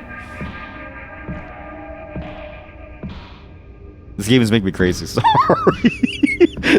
This is... You know what this game is? This game is Isolation Chamber, but with movement. Imagine you've been isolated in a CrossFit facility. That's what this game is. You've been isolated in a CrossFit facility. You can't do anything but do CrossFit. It's exactly what this was. It's exactly how you would feel the same way as me if you were stuck in a CrossFit facility and all you could do was CrossFit. You would be stuck here, just like constantly flying around. You would just be like, oh yeah, I'm flying around. Woo! Yay, can I please go home and see my family and my wife and my kids? It's like, no. Lift that dumbbell now. Lift the stones. Lift the goddamn stones. Can we get much? What the fuck is going on? Wait, sorry. Where are we? I zoned out. I zoned out thinking about the idea of this being a CrossFit facility, but I didn't even realize what these are. That's us. Oh my god, that's us. Can we get much? So high. Can we get much? So high. I can use the dinosaur voice to do it. Can we? So high. Can we get much? It kind of fits. Can we get much? So high. Can we get much?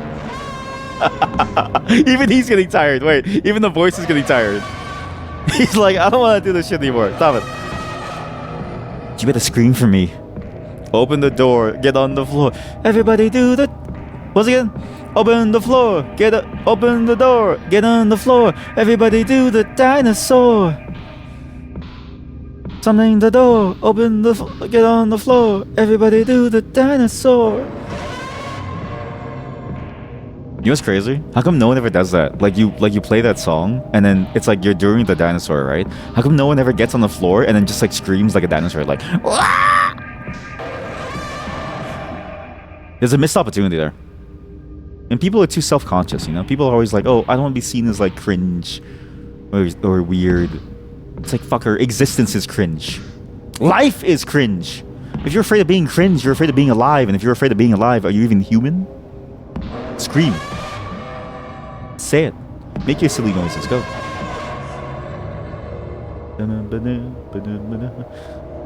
Everybody do the dinosaur.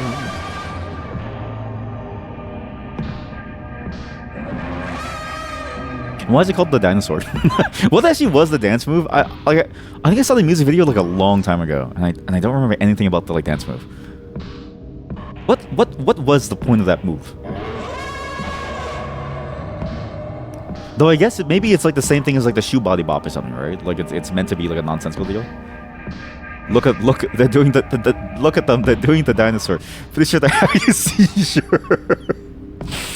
Oh man.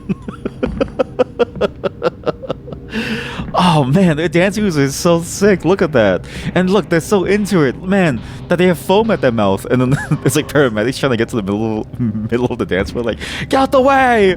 Please, oh my god, they're not dancing, they're seizing, please.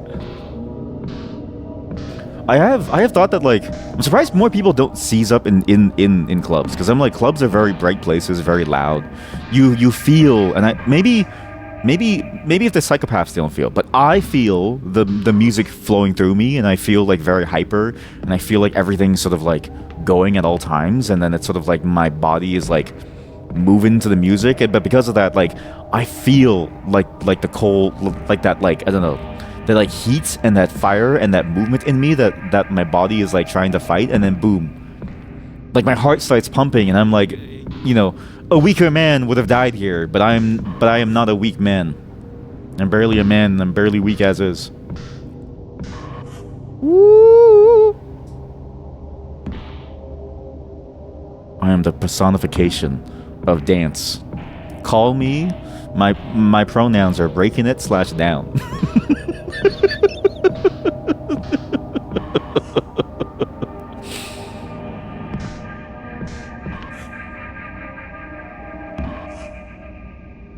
Where am I going?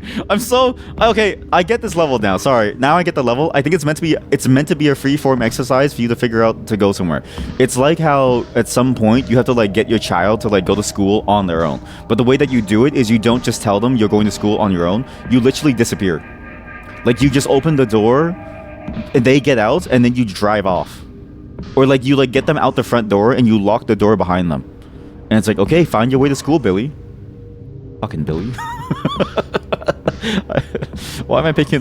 Why am I like people who are named Billy are probably going to be like, why why us? What did we do? It's like, I don't know. You're just too easy to make fun of, Billies.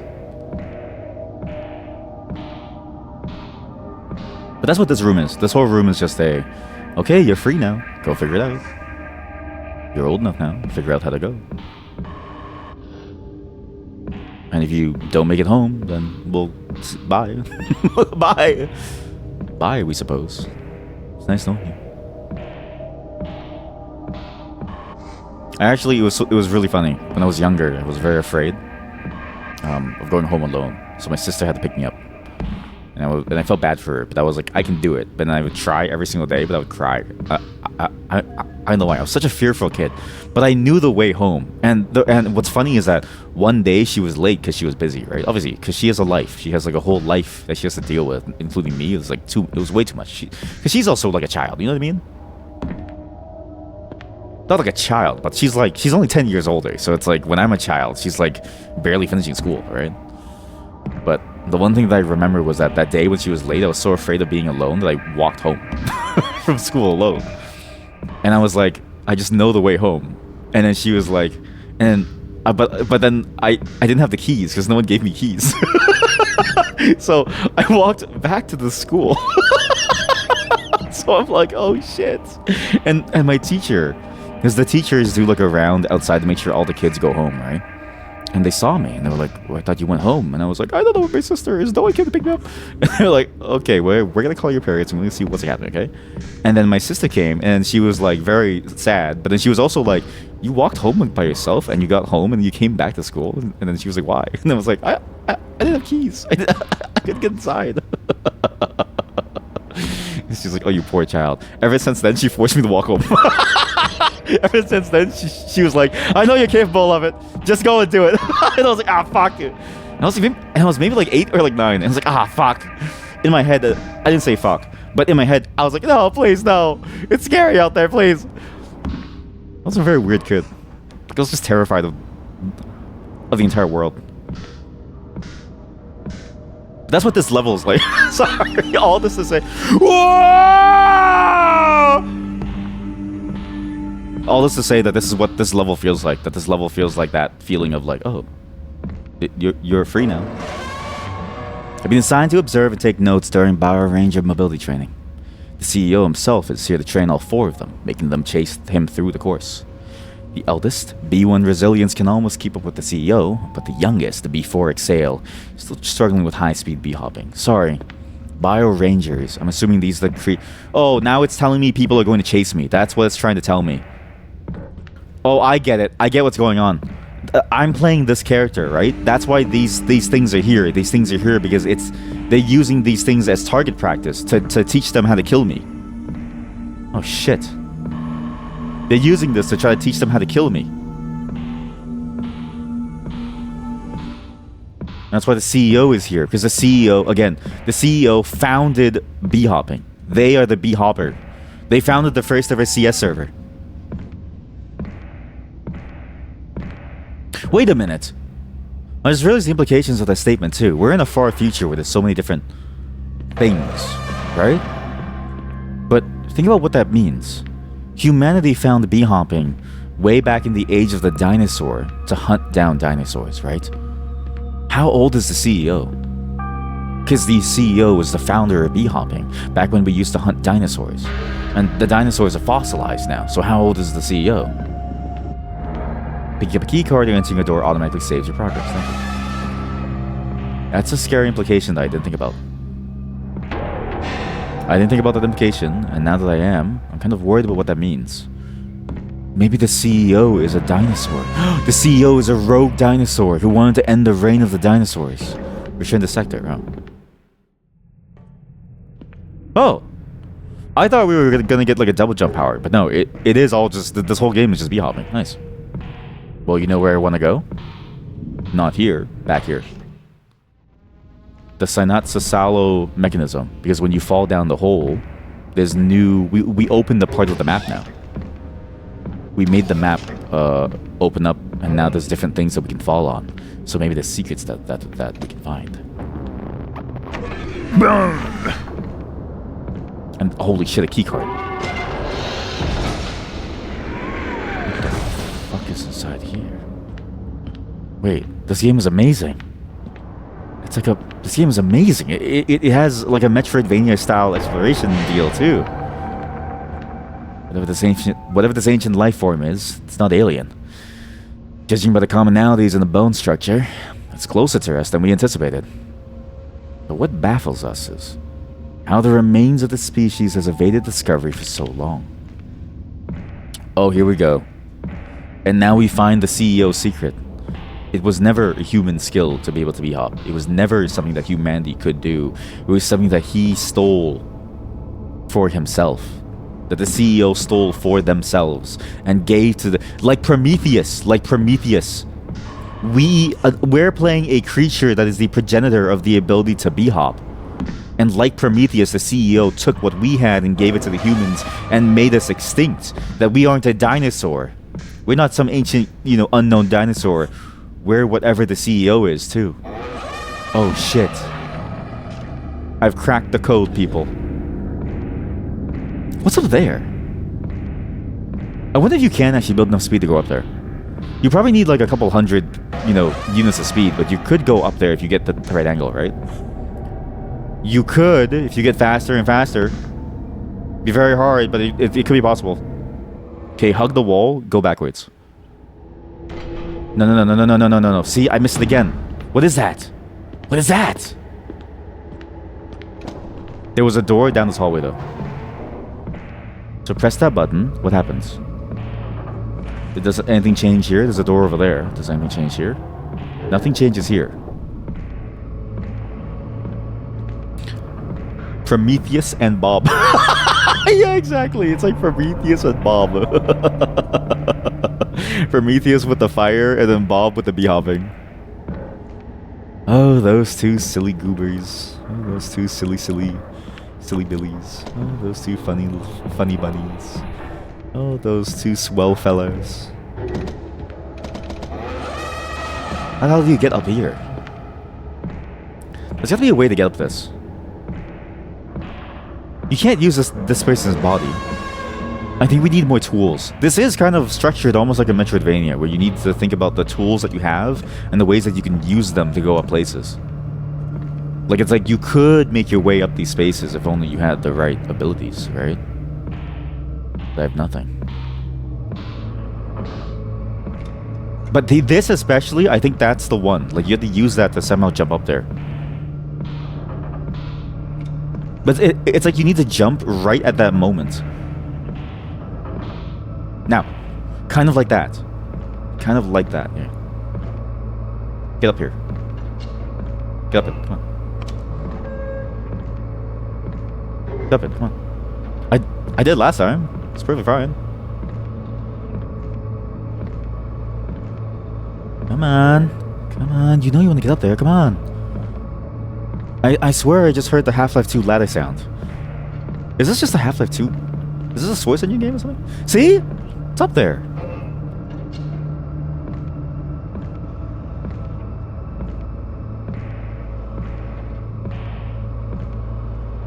I swear it's this. Okay. Oh, come on. Fly. Fly, you fool, fly!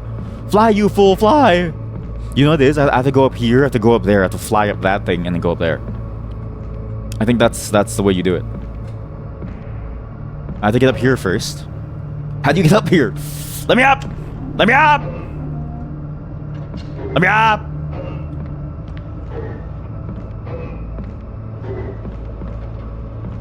Oh. Wait, when you look down, you jump higher. Can we get much higher? So hard. What? When you look down, you jump high. What? What?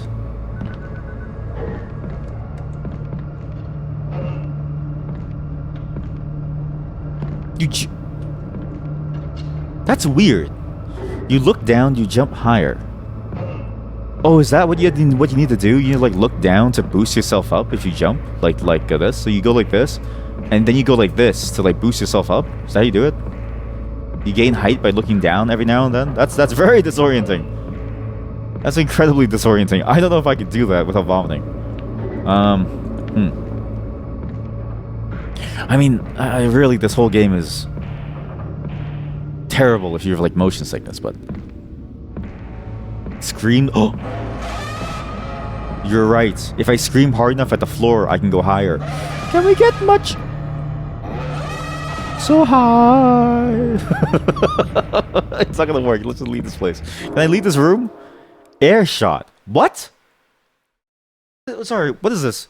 Bio brick? Tips and tricks. Hitting an enemy while sliding on the... Sliding?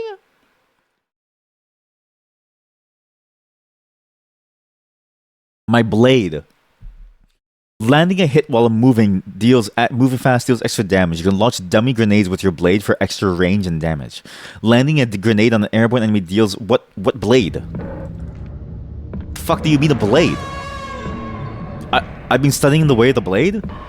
So instead of bunny hopping, as my people died, instead of learning how to bunny hop, I learned the way of the blade. Are you kidding me? The coil of Gehenna. Welcome to the coil of Gehenna. Speedrun this, motherfucker. I gotta speedrun this actually, because we have to leave this room. I want to get to at least one more room before we have to go to our program, okay, chat?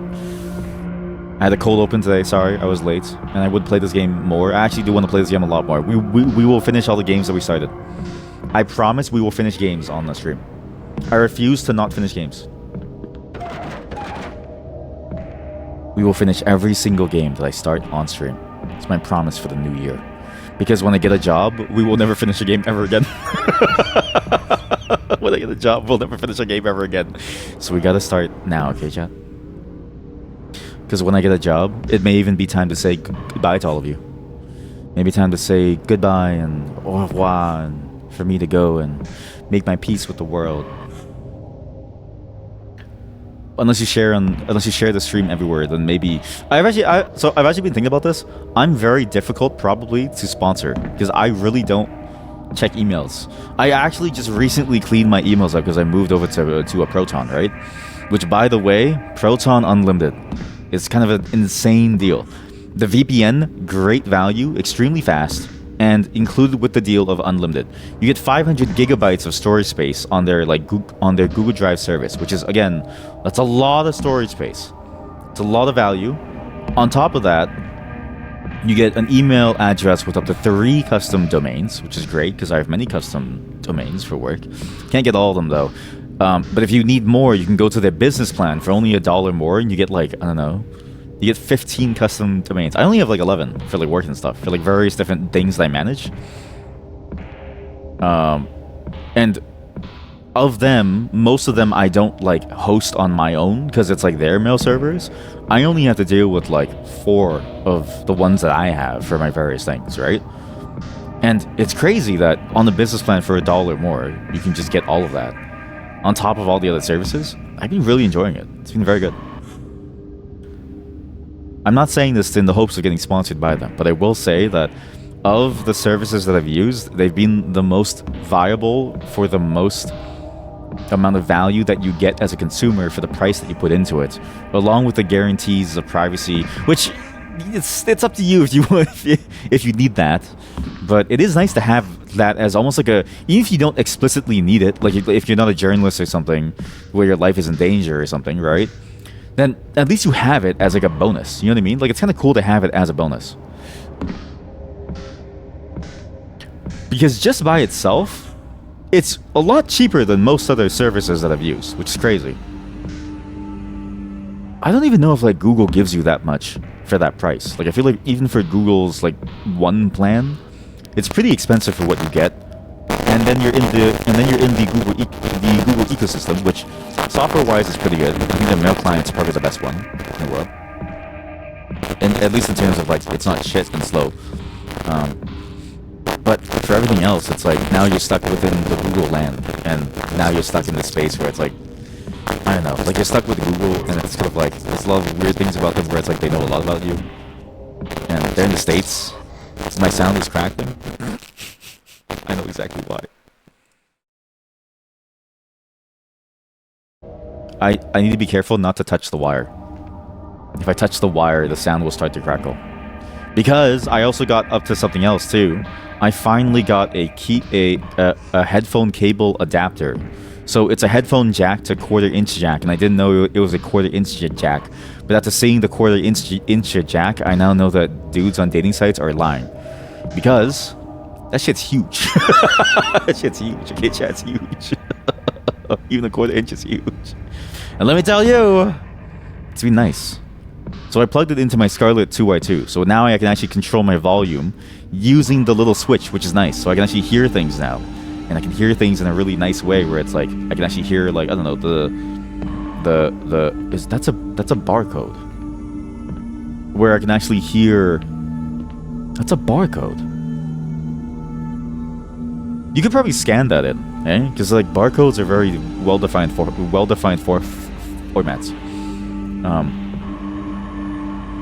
So now I can use my audio interface to its fullest potential. But if I touch the wire even a tiny bit, the whole thing blows up and it starts to get crackly. So sorry about that. Sure. But yeah, so back to the Proton thing. I finally cleared up my emails because I had to switch over. Proton has been a great purchase. The VPN storage space. You get the password manager too, which I was already paying, you know, like $12 for the family version, but I was splitting it with my brother on the password manager. Okay, so we paid each $6, and Fastmail was already $5. So I'm like, I'm already at the same price as Proton Unlimited, but I get all of it at the same price, and I don't have to share my password manager anymore, which is nice. So now it's all my own passwords, because before it was like hundreds of passwords were like his and like maybe 50 were like mine. So it's good. It's really good. It's such a good value deal that I kind of was surprised that they even had it, because I'm like, how do you possibly make money off this service? Because there's no way that you make money off the service, especially when you consider the other perks that they give you. Like one of the perks, what does that say? Armory? We gotta go to the armory. One of the perks that they give you was the ability to upload as much as you want within like 10 minutes, and then it would be free space usage. And I was like, this is insane. Let alone the rest of what it has. And I'm like, this feels like I'm stealing from you in some way. Also, I know I'm going backwards, but I want to see where this keycard can take me. Because I have one keycard now. What does that mean? Where can I go with this? Because surely there must have been a door where it needed a keycard somewhere.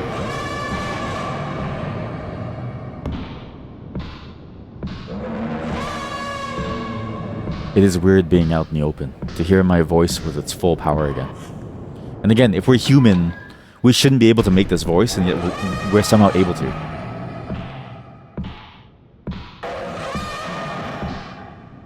But yeah, it's been nice. But yeah, so to segue into the brand corporate deal thing, okay? I realize I am terrible for like a brand corporate deal. I do not check my emails. I've signed up for a couple services to try to get like, you know, that stuff to see if it's possible to leverage it in some way, right? And boy, oh boy, let me tell you, I've been ignoring a lot of emails. I didn't mean to, but I've ignored a lot of emails.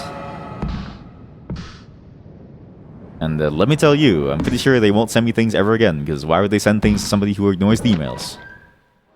It's not pretty, Chad. It's not pretty. This door is still closed. The slide! Wait a minute.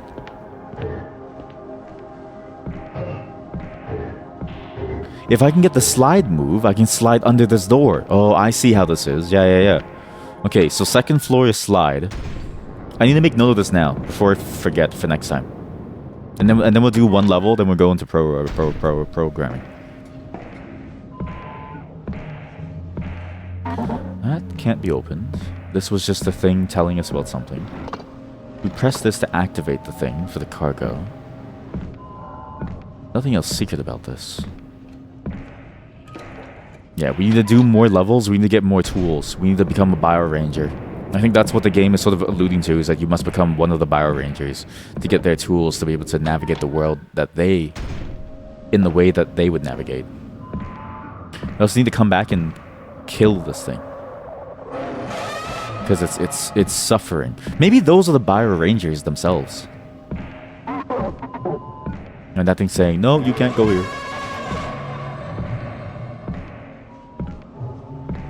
Yeah, okay. I know what to do.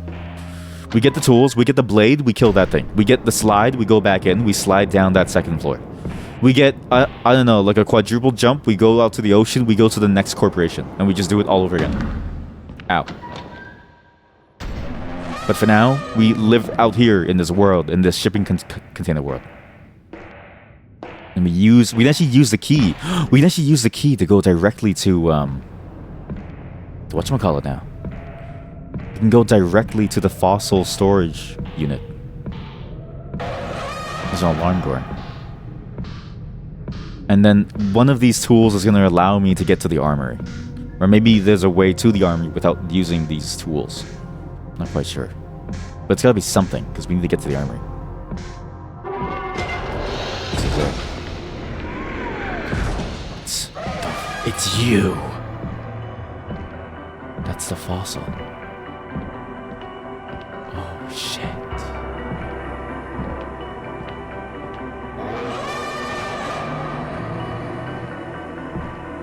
Oh my god.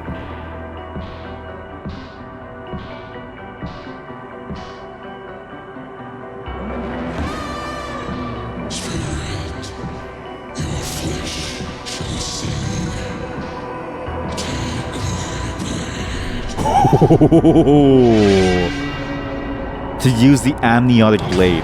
Oh! Okay, here we go. Oh shit, the game has just opened up to us, chat. Oh my god, it's a whole different game now. It's over. Okay, maybe we play this for another hour. Maybe we play it for another hour, because I feel like we just discovered something amazing. Because look, you can even go against the wall and push yourself now. Oh my god. Crits when moving fast, so we do have to kill things. It's interesting that this game takes it into a melee angle, because when we started, we had the grenade launcher, right? But now we're gonna use a melee weapon throughout the game. That's an interesting design choice. To go for a more melee focused thing. And it is cool that you can kind of like use it to push yourself, kind of like this. See that? You can actually scale walls like this. But only solid walls. But you can use it to scale walls. That's cool. Yeah, this is it. Oh, this is it. Oh, I've never felt so strong before. We can climb the tower outside in the surface. We can climb the tower outside in the surface. Holy shit. The world is open to us now. Oh my god. No! So this thing doesn't work when you jump. You can't jump and do this. You don't gain... Well, you do gain height, but not as much. How do you do it in such a way that you jump and you bunny hop at the same time? Maybe we look down, and then I don't touch it. There we go. That's how you do it. Oh, shit. My voice. Oh. I love being a dinosaur. What's that dinosaur movie where it was like, I'm eating the tree stars, right? And then the mom dies or something? That dinosaur was stupid. Just use your amniotic blade. Like the amniotic sac. Or the amniotic fluid. Does the blade open this? No. But you know what I mean? Ah! I knew it! I knew you were alive! Shit. I knew they were alive!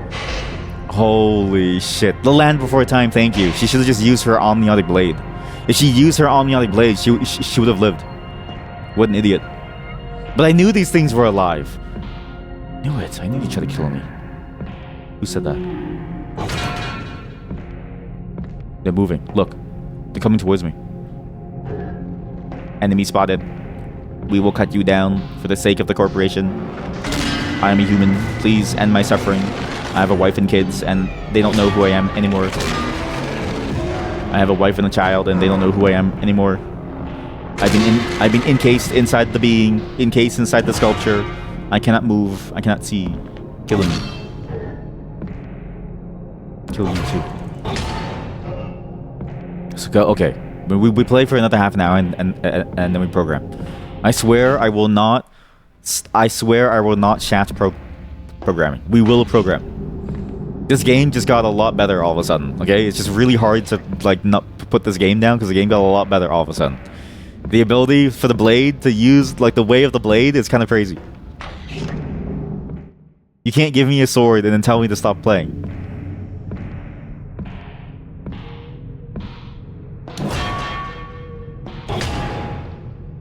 It's kind of like that. So we can kind of go backwards into this door. Which should be doable. It's just a little finicky, but it is kind of doable. Yeah, you gotta like go around. Yeah. There we go. There we go. Into the coil of Gehenna. Welcome to Gehenna. Red Bull gives you Gehenna. Red Bull gives you Gehenna. Red Bull gives you... You know where I also want to go? The beginning of this area. Wasn't there like a giant structure and with a hole that I said it'd be kind of cool if you could go inside of the hole? I want to go deep inside the hole. I want to plunge my blade deep into the hole. Plunge into my hole. Where's the hole? Let me plunge it deep into your hole. I ended your suffering. Sigh. Let me plunge it deep into your hole. This is also why it's really hard to sponsor me. I imagine someone works for a company and they're like, okay, if this person can stop being so weird for like 2 months, we'll sponsor them. And then I constantly say things, let me plunge you deep inside of your hole. It's like, alright, let's just not give them money. Ow.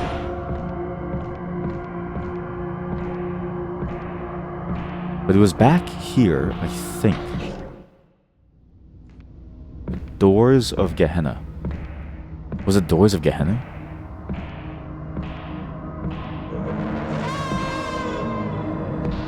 And also, we communed with the fossil, right? But the fossil was in one area.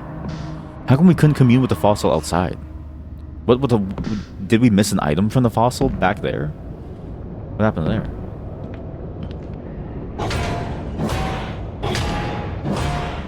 See, now we can actually explore almost like a whole new section of this level. See that? See?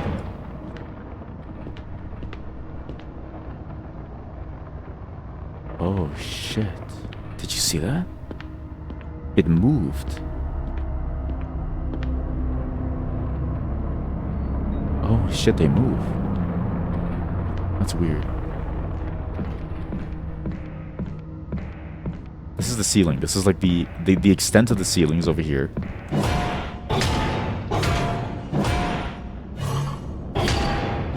Okay, if you fall too fast, you actually can't make it back up that. Okay, so you do have to be careful about your momentum as you fall. You can keep riding along the wall, but you have to be moving upwards to keep the momentum to be able to keep going. So what are you? What exactly are these blowjob statues doing? Like they're like they're all puckered up, and I don't really know why they're here.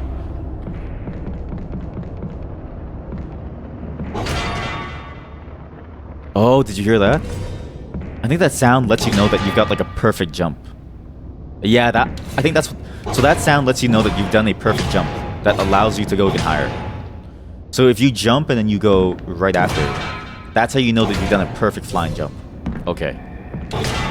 I get the mechanics now. I get everything about this game. I've cracked the code. Time to uninstall. So now, go backwards. What's different about this? Up here was a health thing. It's fine. Where was that weird Gehenna hole? You know what I mean? Where was the Gehenna? Hey, you. Wait, you're green now. You weren't green last time. Were you? Where's this lead? What? Oh, right. Because there's a shortcut through. Yeah, to get to the end. Huh? So, right. There was a shortcut to the end, to get to the end. Yeah. I think down here is the Gehenna hole. Right? Yes. This is it. Yes. It's not the screaming that gets me higher. It's the blade. It's the way of the blade. Hello? So, okay, so that giant hole in the ceiling I can only get to if I go from the front side. If I hit it from the back, you can only go over here. Sorry, so I actually went the wrong way. It's the right way, but I want to explore that other hole. I'm going to plunge my blade deep into your hole.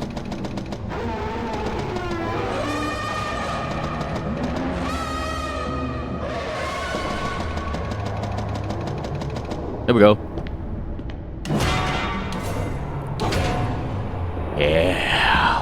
Yeah, what's in here? It's just health. Are you kidding me? That's it? This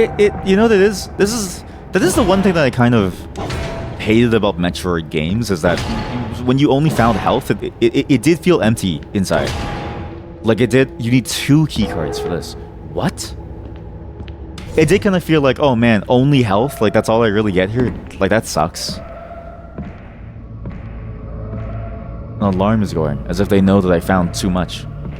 As if they know that now I've got too many capabilities. You can't stop me from going inside of your Gehenna hole. I'm gonna go deep inside your Gehenna hole. Where's the door? Sorry, it's over here. So, okay, so we go to the armory instead. We pick up whatever's in the armor, right?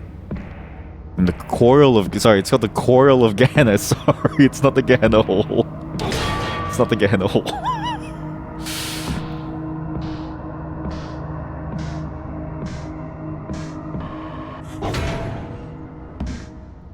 And then we get... I don't know, what do we do?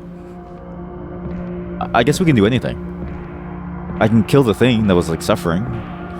I tried to kill the thing that was suffering. Did I try to kill the thing that was suffering in the corner? If I didn't, I'll go back and do it next time. I killed these things, but not the thing that was suffering in the corner.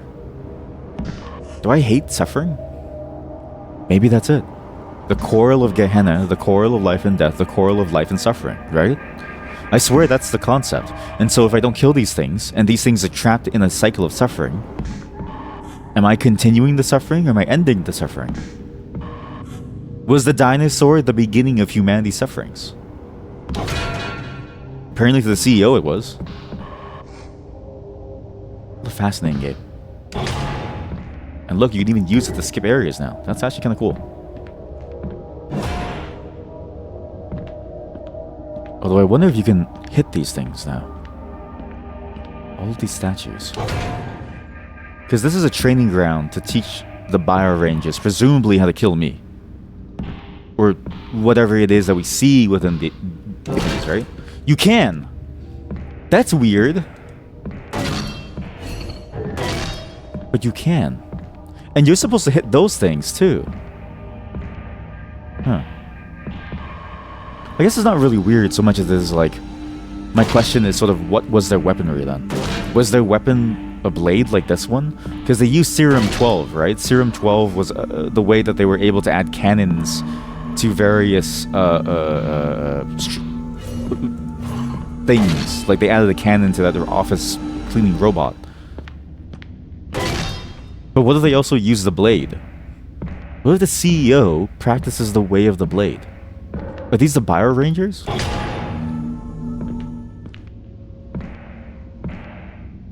This game is very deep. And I don't know, maybe I'm drawing too much Maybe I'm trying to like reach too far into things, right? But I feel like we're getting closer to some deeper understanding of what's going on in this game's world. It's shit! Oh my god, you blocked me. But I swear it is going along this route. I swear it is. Just gonna go here. Gonna go here. There's actually many ways to go. Should we go to the armory first, or should we go here? Because this place looks kind of cool too. No, we should go to the armory. So what we should do is we should get this thing, go to the armory, right? Get the cool gun, I guess. Maybe there's an ability to slide. Maybe we can slide inside the armory. Attention. Attention?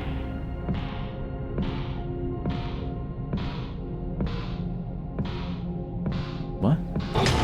3 key cards. Wow. We can even go over here, actually. I think if I use these walls. Yeah. Easily. Just gotta time it. Okay. And right, we can scale the tower outside after. There we go. What's this? What? What does that say? Maybe it's saying like wear a helmet. Okay, so maybe you have to have a helmet here. While we're here, okay, before we do anything, let's scale the tower outside. We're closest to the tower, then we'll go to the armory.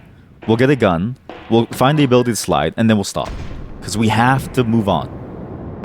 We have to move on. We can't just stay here. We can't just keep sliding. I know it's fun to slide, but we've got more things that we need to do. Hello? Oh, I can kill the thing that was alive. Maybe that's what these symbols are. To tell you that someone's alive in there, to kill them. Because this room had this person over here.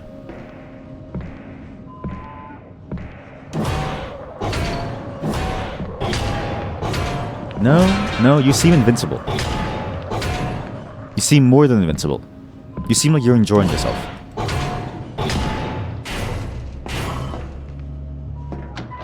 So it's just the tower left. It is cool that they had this as a mechanic too, because like this feels like the failsafe mechanic of like if you can't do the bunny hopping, you can at least do this, right? But then to use it, here we go. Yeah, this is it. They use it for stuff like this. What's at the top of this tower? Holy shit. Can we get much higher? Oh Lord. Can we get much? Oh no. I have massive thalassophobia and incredible fear of heights. That building has the same helmet decal as whatever the helmet was down here. Are we supposed to go over there? Because this image is different from that building image.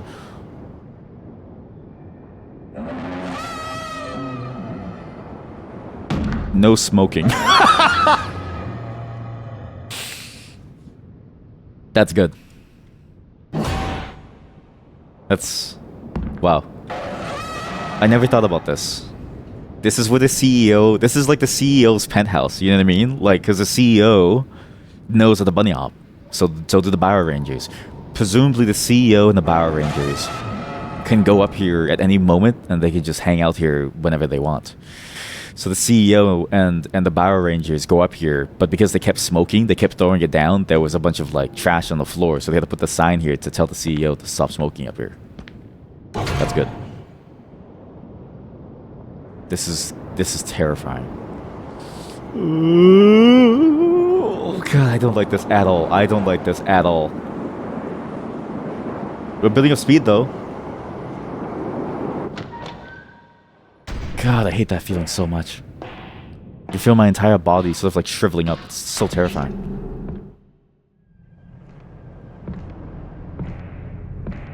So now we're gonna go to the armory. This is cool. I like when a game lets you do this kind of exploration. Again, I said this while playing Metroid, that like it's weird that that's the only first-person game that I can think of that's both a shooter and also a bit of an adventure game. It was such an odd space to be where it's not even like the best of both worlds. It's unique. It has a lot of really interesting pieces in it. But like the mainline games or the 2D games, and like really the first-person games, they're very interesting and fun. But it's not really like the reason why you play them. You play it for the adventure, and the shooting can be a little finicky, and as it was at least on the Switch as I was playing it. So this game kind of fills that niche, which is sort of a weird thing to say because it's not really a game that you would think would fill that niche, but it's a game that could have existed a long time ago if somebody had just thought of it. If somebody had the idea to make this type of game, and just because you could have made this game inside the Source engine or something, right? Like it's this game could have existed a long time ago. And what's funny is that in a way this game kind of almost existed in I, Divine Cybermancy, just not all the way. Attention. Jump blade lookup. The abstract architecture of a great facility is not only awesome, but an effective security measure. Intruders simply have no hope to traverse these halls without getting lost. Huh, fools. Wherever this may lead, this has led to some awkward scenarios with new employees who have yet to familiarize themselves with their sector.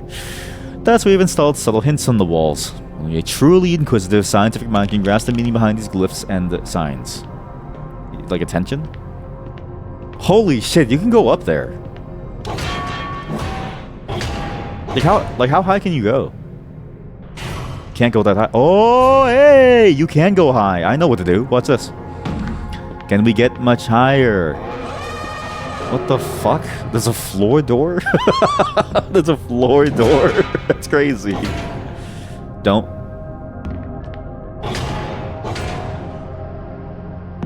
There's a floor door. They're taking the hobbits to floor door or something. I don't know. They're taking the hobbits to floor door. I don't think that's the line actually. What the fuck? Oh, did you know actually, Sweet Destination has never seen Lord of the Rings. I was very disappointed in her. We use memes of it every single day too inside the group chat, but she's never seen it. I'm like, how? Aren't you like a millennial? Shouldn't you have seen it already? Now, there should be a surface somewhere that I can use to climb, right? Surely. There's no surface. You have to go the hard way. Eat shit. Oh, good. Already dead. Jump _ blade. Father.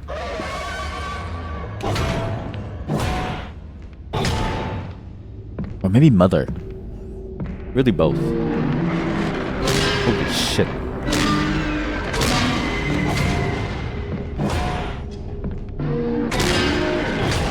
Jesus. It's a little terrifying.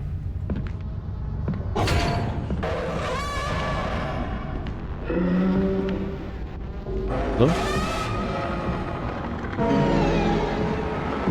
I can't tell if these are security measures or if they're like people. I think they are people trapped inside the facility. Sort of like construct. I can't bring myself to believe it. Test after test show faint signs of life within the calcified remains of the fossil. Has it always been like this? Or did it start after we unearthed it? Did we contaminate it during transport? We could touch it. Only so much to do with observation. Only so much to be done with observation alone. You can't even touch the fossil? What's the point? What's the point of like having a fossil if you can't touch it? It's the whole point of having it is to like touch it. This is sick. What am I looking at?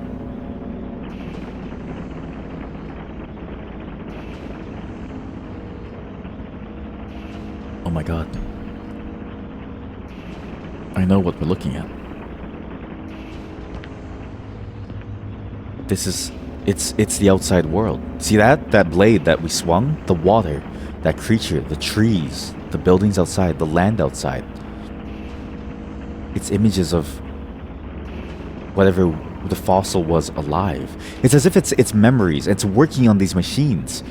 It's the creature. It's the fossil creature working on the machines itself. When the water was low. And those giant megastructures, right? The same eye and the same look as the statues inside this building. And then it died. Wait, its head was... PSO sedation startup. Sedation dance active.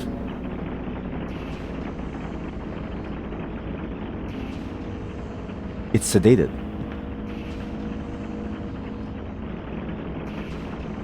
I think this is the memories of the creature itself when they first found it in. That's probably when they found it in Lapland. And also maybe like a bit of a thing of like, hey, this is what the demo of the game was. Wait, back. What the fuck?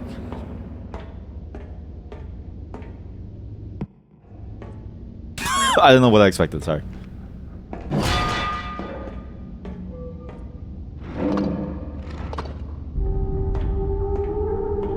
Oh hey, oh hey! What the hell was that? Okay. I think I'm correct. I think I'm correct that this is what they saw when they went to Lapland. They had the creature in a vice, like its head was in a vice, and then it was sedated, whatever this machine was. So it wasn't working on it, it was alive. And then they sedated. This is maybe the past when it was first found. Before it became fossilized. It gets sedated here.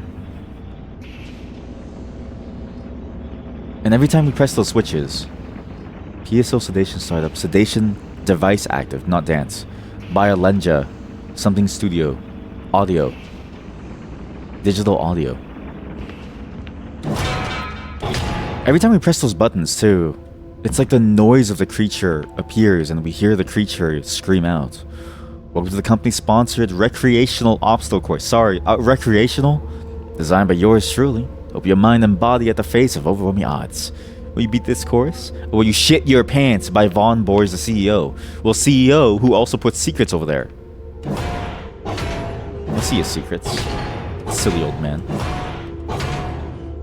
What's inside there? Was this door always open? Or did I open it by pressing the button? I need to look up so I know what's about to eat me, okay? It's like when you're running away from the monster, look back every couple of seconds so you know that you're not going to die. Don't scare me, don't scare me. I know, What? Avoid making noise and hide if necessary. What the fuck does that mean? Not much is known of the CEO, even to us. Nobody knows his name, age, or even where he's from. But one thing we know for sure is that he's terrifying. As the inventor of the B-Hop, he shakes the entire facility with his mastery of technique. It's simply awe-inspiring watching him move to the facility. Even his bodyguards, the BioRangers, can't keep up with him, but he's doing it on purpose to train them. Holy shit. Oh fuck no. Oh hell no. Oh no. No. No, I'm okay. I'm okay. No, it's cool. No, I'm okay. I'm cool. What? The CEO chases you? Why? Oh my god, there's a horror segment. This game is terrifying. I don't want to play this anymore. Oh, fuck. So, that's... But we did read that thing about how he chases the BioRangers as like a training thing, right? So it does make sense. He's chasing the BioRangers to get them to like be better at being BioRangers. But you can also be a part of that too. But does he know that you're not a BioRanger? Why is he waiting for us here to chase us? It's terrifying. And then again, think about this, okay? Again, this is a training course to use the jump blade. So, maybe I'm a BioRanger, and that's what the fossil is. They're using the fossil and whatever is inside of it to teach us the ability to bunny hop, because he's the original bunny hopper who lived in the time of the dinosaurs.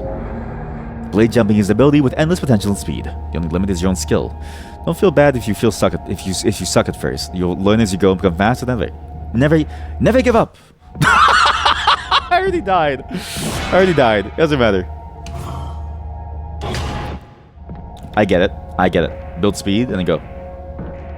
Don't feel bad if you suck at first. Never give up. Don't feel bad if you suck at first. Never give up. Oops.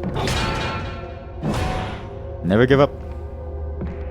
What other applications of speed could there be? Well, you can push yourself kind of like this. So you can't get a lot of speed by going backwards. So you can kind of like go like this. Push yourself and then just keep going.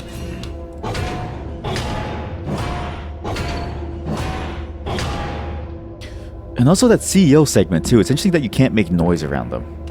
Is it to say, like, don't disturb the CEO? Or maybe to say that, like, you know, I don't know what it's trying to say, but...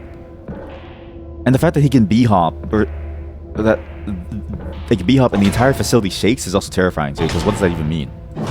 How are they so good at B-hopping that the entire place shakes?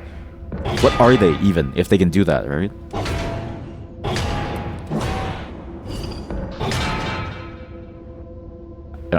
I made it. I can now jump blade. And maybe that's why it said don't make as much noise. Maybe you shouldn't be B-hopping to escape the CEO. Maybe what you need to do is you need to be doing this, like blade jumping to escape him. Jump blade 2. And that's only, again, that's only if we get the second key too. You need 2 keys to be able to do that. A fresh zinc humanoid. Sorry? All the typical features, a little under 3 meters tall. Is that small or is that tall? Zinc bones, human in shape, sinks into any surface if left unchecked, and of course a strange gesture with a raised right hand. They all share this gesture, and we can only speculate what it means. I've heard rumors among colleagues that the CEO has incidentally called it the hand of the hominid. What does it even mean? You glean this information from Gahern? Of course, we should find out ourselves. This must be a test of some sort. Gahern? Like CERN? Coral of Gehenna, Gahern. The hand of the humanoid? The hell is all this? And again, another 2-way door here. I feel like I need to build a map of this place to be able to know where to go. What the fuck? Perfect jump is the highest possible vertical blade jump. Jumped and instantly... I already know about this. I think I don't know about this. I'm too good at the game. I already knew about all of this.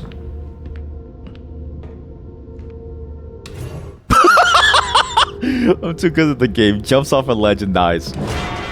I'm so good at this, he says. Jumps off a ledge and dies. Good.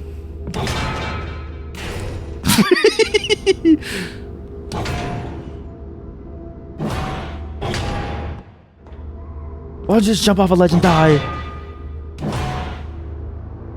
No. Hello, chat. Welcome. Can you B-hop? Are you a real human if you can't B-hop? How do I keep missing this? Flick aim. Flick aim. I missed. You gotta flick it and then aim it. Okay, flick aim. It's like flicking and you're sniping in CS. All I've done since you got here is die. Well, isn't that what you want from me? Don't you want me to die? I can get that. I can easily get that. Wait. No, you like me. Wow. I'm calling the police. That's very parasocial. That's very parasocial. Maybe I do. Okay, maybe I go 20. 20 speed. Did you know that you too can B-hop? All you need to do to B-hop is you need to jump and lean. You need to jump and lean into your jump. That way you can immediately go high as you want. You're outside my house. While you B-hop from the UK. That's crazy. What? Okay, well, I didn't complete the obstacle course. There is one more secret here with the thing. The UK is outside my house. Oh, you found out where I live. Especially the senior researchers have been enjoying the obstacle courses lately. It was the genius of von Boers to not only cultivate our minds, but our bodies as well. Of course, we still use our Euroblade motorcycles for sector-to-sector transport. We should not always rely on such modern luxuries. Last week, von Boers ate an entire motorcycle to demonstrate the importance of this lesson. He ate the motorcycle? That's crazy. Imagine... No fucking way. Okay, chat, we should do the horror segment. Who wants to play the horror game? I think we play the horror game just once. I think we do the horror game just once and we see what happens. We should just try it.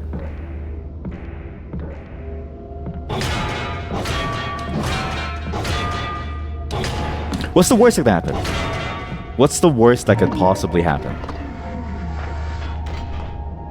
Oh, this is the exit. Wait, I can go backwards. I can go backwards and activate the horror game.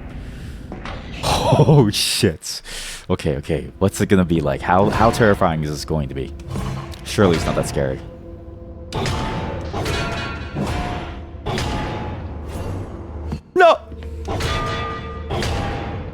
But how are you, Nagi? Hope that you're doing well. We're jumping around today. I actually need to end in half an hour. I said I'd end half an hour ago. Not streaming, but to go and like program. But I got addicted to the idea of jumping around. Which is bad, because I do need to move on. But boy, is this game fun. You actually might like this. If you've ever bunny hopped in a CS game, you might really enjoy this game. And we're about to try the horror segment. Which should be, I think, over there. There it is. What's the CEO gonna do to us? And how scary can this possibly be? Like, there's no way it's that scary. This game does have, like, scary moments, but it's not that scary, right? Hide if you can, don't make as much noise. Or maybe it's the researchers, because they did say that the researchers come from inside the vents. Could be the researchers. Ah! I knew it was there and it still scared me. Okay. Oh, fuck.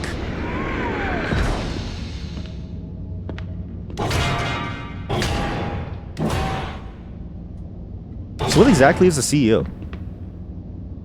How do I know if he's chasing me? Don't hide. Don't make as much noise. Don't make noise. Hide if you can. Hello, robot.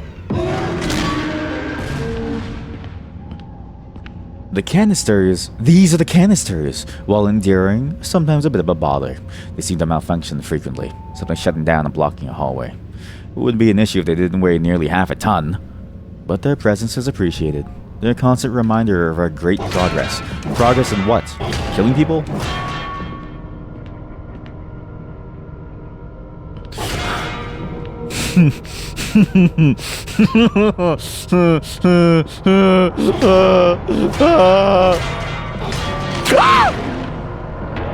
Warning, warning, fair warning. I'm a screamer.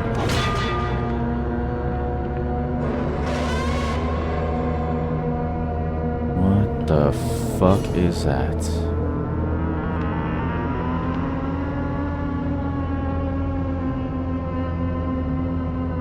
The hallway. I can't reach it. It's like it's out of my reach.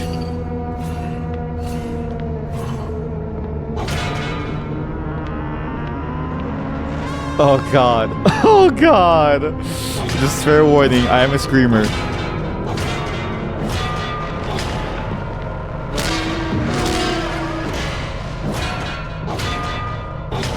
Okay.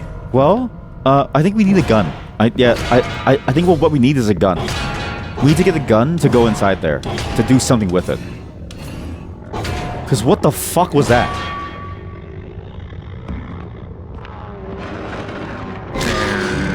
I'm mad. I'm mad I'm gonna take it out on you. I'm mad I'm gonna take it out on you. Ah!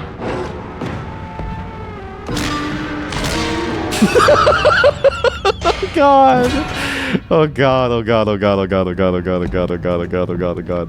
You know what it is? I'm primed. It literally said hide. Don't make much noise and hide. I'm primed to be afraid.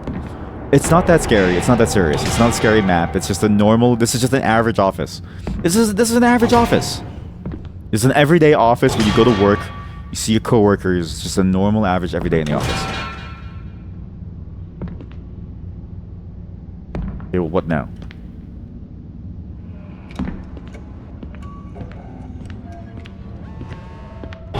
What now? And mind you, we found this in a secret doorway. And it said, don't make too much noise and hide if you can. But now what do I do? There's nothing left to do. It's like empty. It's like, yeah, it's like dead. It's done.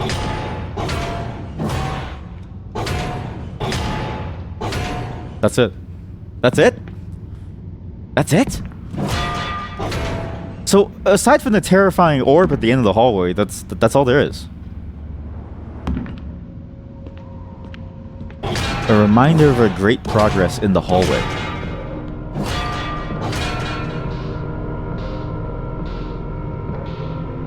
Maybe it only accepts fast people. Let's just stare at it. Let's just stare at it for a moment. Let's just stare at it, see what happens.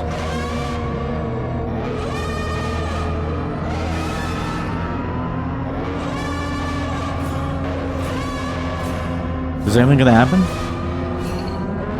Is anything gonna happen? Please do something. My eyes are hurting. This sucks.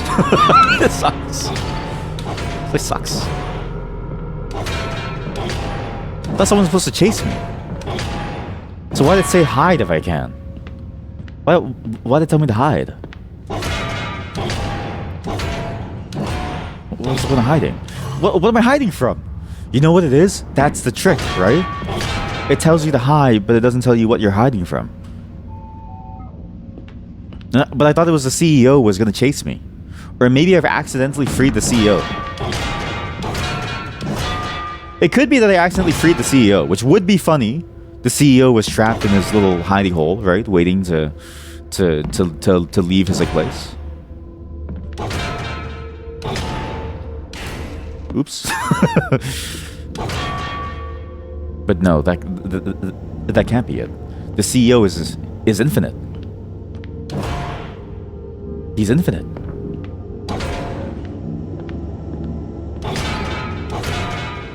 How do you do this again? Sorry, it's maybe that was a tip for when we were training with the CEO, because I still hold to my theory that we're like a Power Ranger. And the reason why the voice is coming from the dinosaur is because the dinosaur has chosen us, one of the Power Rangers, to be the one to carry on its like legacy. Its legacy of being a dinosaur. Its legacy of being a dinosaur. It just doesn't make any sense otherwise.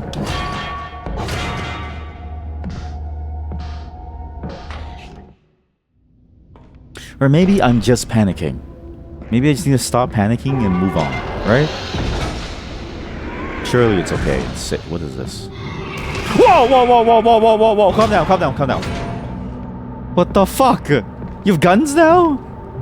I get this. You have to like sneak up on it. I get the... Ah!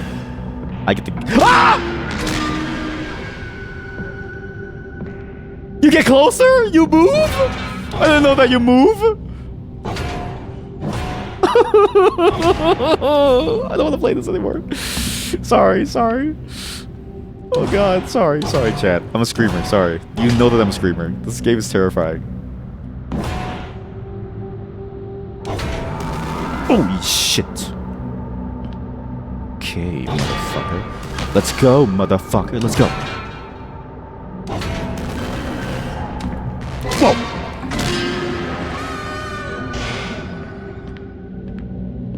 The hell is all of this?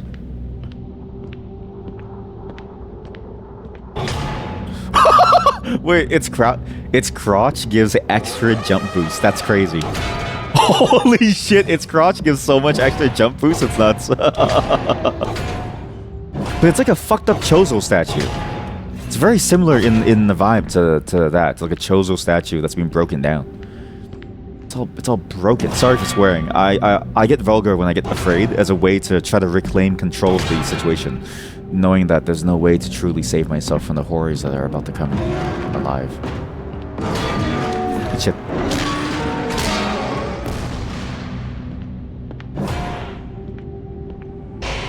And these are the canisters. The serum was the first major breakthrough that they had with the canisters. That's what they said. Whatever the serum was. And now, look at this. There's a different creature being depicted on this wall. It has wings. The creature being depicted on the wall has wings, which is different from the creature that we see. The creature that is talking to us and asking us to come find it is completely different. It has like a different, almost like a bipedal design.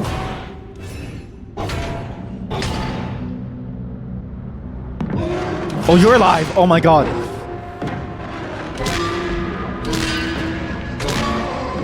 It is... I really like the combat mechanics in this game. It's like, it seems simple, right? But it's because you have to build speed to do more damage. If I was better at the game, you'd see more complexity in it. Because I'm shit and terrified, it doesn't seem that cool. It's a skill issue to stream better. to demonstrate what's possible. What's in the middle over there? What's over here? Something's up there. Nothing's over here.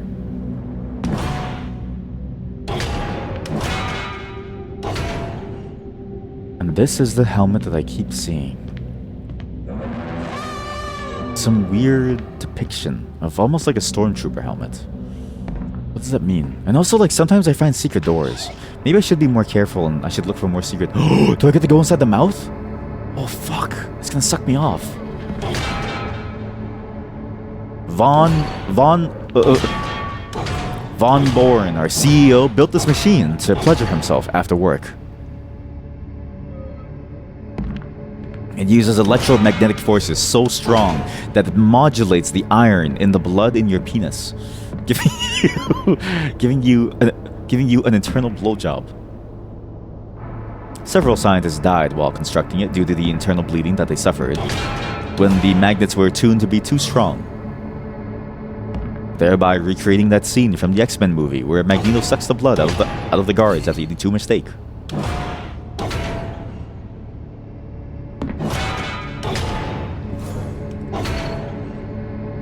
Oh, control panel.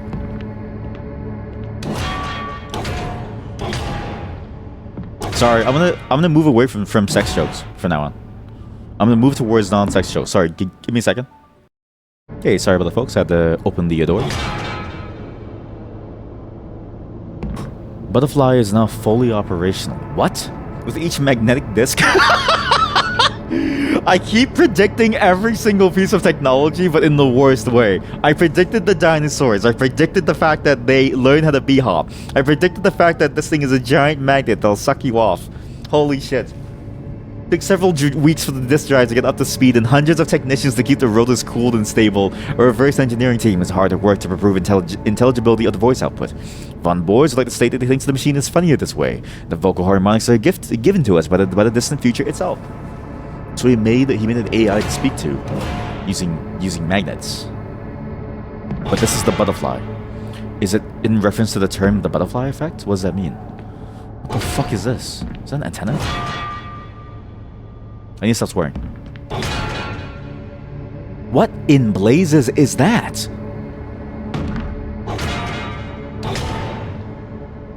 Okay, we get to go here. You must touch every piece of land once. That's your right as a pioneer of the great megastructure that is the corporation. Every corporation.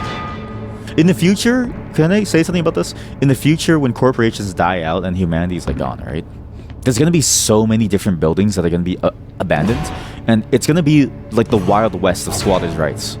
People are gonna like take over an entire office and then be like this 70-story building is mine, and squatter rights are gonna kick in, and it's like it's theirs, but also like it's gonna fall down and kill half the city. The architecture of this magnificent plaza offers comfort and utility. Comfort, really. Utility, sure. The butterfly proxy serving as a capstone to elevate the ambience with a soothing voice. The proxy is not only beautiful, but delightfully simple in mechanical design. Simply issue your commands at the mouth, then wait for a response to propagate through the voice pipe, which leads directly down to the butterfly chamber. And despite what Von Boers said and did, I would not use it as a slide. He used it as a slide. Because he bunny hops. I guess when you're a human who's lived since the time of the dinosaurs, who's been able to bunny hop since the very beginning of your days, you can do anything with it, really.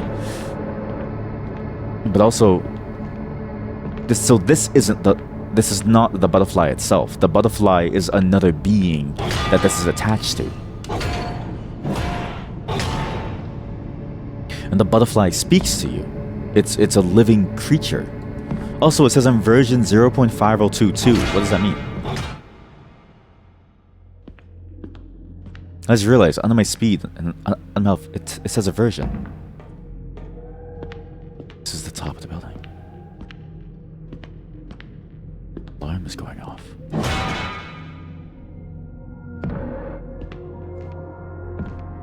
I forgot this is a bunny hopping game. The blade is a bit of a shortcut, but it really is about the. Sorry, what's this place called? The what? The what? What is this place? Welcome to the... Oh shit, here we go. Now we're cooking. You can't stop me. I'm too fast for you. Oh, you want to kill me? Oh, I'm too fast for you, buddy. Sorry. Oh, you want to hit me? I'm too fast for you, buddy. Uh-huh, I get it. This area is a recent addition to the mostly abandoned upper sectors. The design and construction was commissioned by the CEO himself. The boss was delighted, but unfortunately his bio rangers found some sections too challenging, so we had to make some parts easier. We used the waiting pool to mark the symbol. We used the waiting pool symbol to mark where the course has been nerfed. Wait, so this is the nerf course. So what was it like? What was it like before the nerf? So the waiting. Wait a minute. So everywhere that we see that symbol, his bio rangers couldn't get to, which means we're better than his rangers, because we've been doing this entire thing raw. We've been raw dogging the entire facility. Can't stop him. Sorry. His bio rangers suck. Oh, I see. It's like, do you want to take the hard way or do you take the easy way? And let me tell you, the hard way is definitely faster. But now both walls are easier. Oh, I see. I get the... See? Because here, too, you can kind of see it. It used to be harder in that it didn't have the middle section. It just had the sides. And so the bio rangers... His bio rangers suck. Is that the best that humanity has to offer? You know, now the story makes sense. That the humans had no chance. The humans really had no chance in the grand scheme of things versus the... If my theory is correct that the dinosaurs were bee-hopping before humans, that the humans had no chance. That if it wasn't for the CEO, who's probably a dinosaur, and if it wasn't for them betraying their fellow dinosaurs, this is a crazy plotline. If it wasn't for the CEO betraying their fellow dinosaurs, the humans would have lost the war and we would have been the ones extinct. But where does the media come into play? When does the media come into play? That's what I want to know.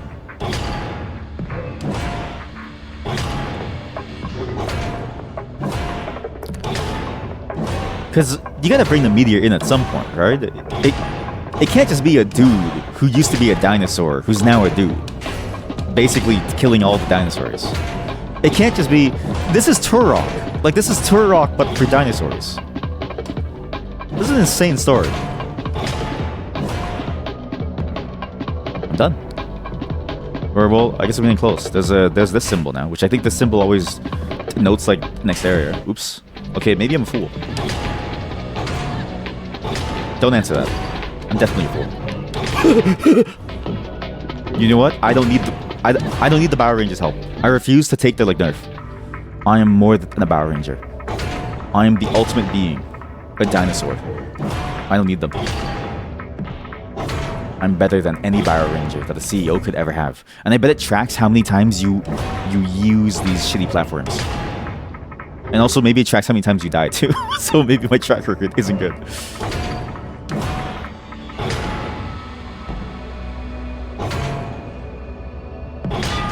What? Why is this nerfed? What's that nerf? Oh, so you don't overshoot yourself? Lame. Is this whole... Maybe I'm on the bad path. Is there a harder path somewhere that I'm missing? Where's the hardcore path?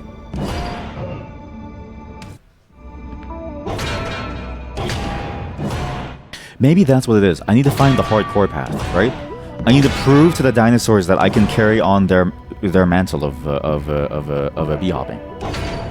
Surely that's what the story is about.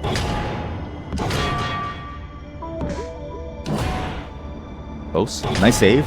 Okay, that's a failure. Nice save. I shouldn't have used those. The CEO's gonna demote me. He's gonna look down on me. Shit.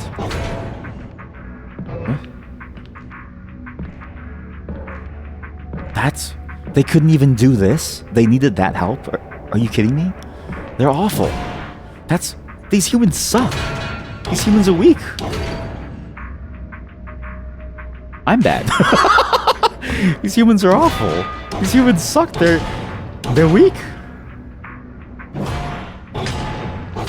Oh, I had to use the nerf. Oh man, I had to use it. But if the CEO can do all of this without these, he must be a monster. The CEO must be a machine compared to anybody, any human. And I like how it doesn't remove it from the map. Like I like how there was no difficulty to change how the map is laid out. I like how the map stays the exact same, but it lets you know if you can avoid this, then you're good at the game. And I wonder if it's, you know, an in-universe way to explain how they balance the game from playtesting, or like from people buying the game and playing the game, and they realize that people suck at these like parts. Because that's a very cool way to integrate this idea of like making a game easier into the lore of the game.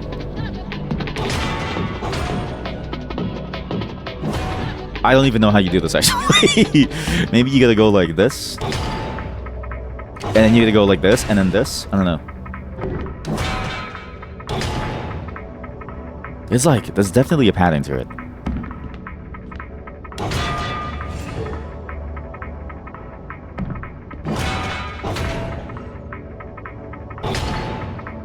Okay, you know what? Fuck you. I'm weak. I'm a weak human being. I need the CEO's help.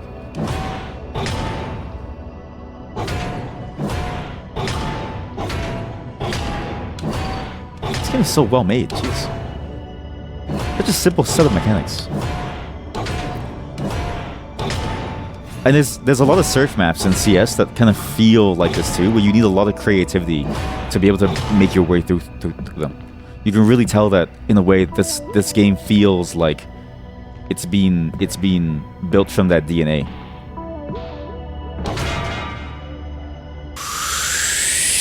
Boom! Didn't even hey. B1 Resilience 158.59.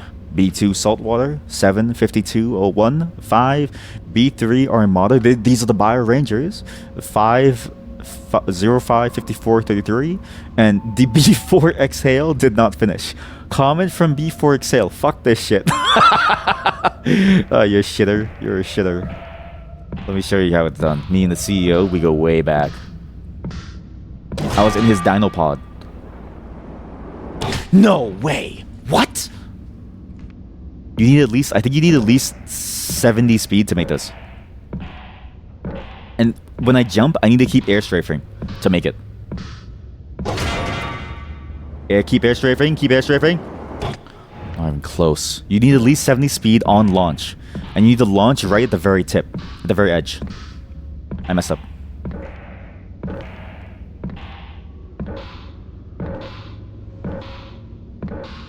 I'm not doing it. I'm not seeing enough movements. Oh no, I'm not seeing enough movement. It's Times Square all over again.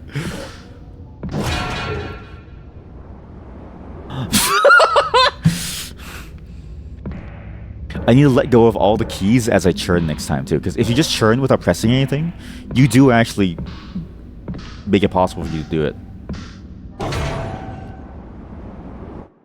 Okay, fuck it. I don't need it. Armor! Oh my god. Gun? Gun? Gun? No gun? Gun. Go. Oh shit. That's why you could aim the gun before. You can aim the gun so that you're able to shoot the gun. So it's a holy shit. You can shoot the bullet for extra concussive force. That was the move. Oh, shit. Landing a grenade on an airborne enemy deals extra damage. Try using the uppercut to set up this combo. Hitting an enemy while sliding on the floor without b-hopping will launch them in the air. You shoot them. You can launch dummy grenades with your blade for extra range and damage.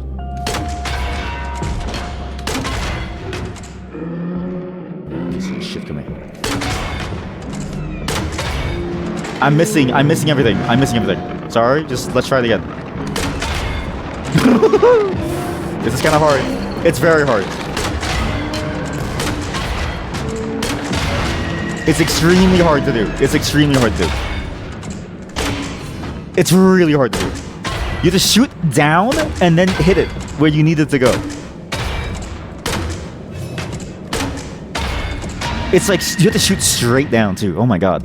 That's so hard. Or you shoot a little bit up, but you go with the bullet. This game is amazing. What kind of a maniac comes up with these mechanics? This is insane. This game is a piece of art. Something up there. Again, simple set of mechanics, very straightforward, but if you can master them and you can execute on them, you really feel like you're moving at such an insane pace with such a fluidity. There's a fluidity to it that just feels so nice. Now all we need is the ability to slide, to go under, and then we're good. But that's for next time. I think we got to finish this. Because if I keep going, I'm gonna be addicted. Not that that's a bad thing, but we have to start programming. This game is good. If you want to make it like a good movement game, this is a great template to sort of like think about. Like if you can dissect how they made this, I think you're on a good path, because it doesn't even feel frustrating like normal b-hopping is, where b-hopping can feel very limiting. This one feels very, very sort of like lenient, and that leniency is nice because it uses its leniency in its formula for the challenges that you see, right? Where it has extreme challenges for if you're good, and sort of like easier challenges for if you're bad. But at least there is a variation to it, where it's focusing more on the fun of it all. Nice. And it's crazy, because like, this game feels like there's just been no news about it. Like, I just found it randomly. Trying to think of like what to play, and just looking up things that I wanted to like check out. It's like, you would never even know that this existed.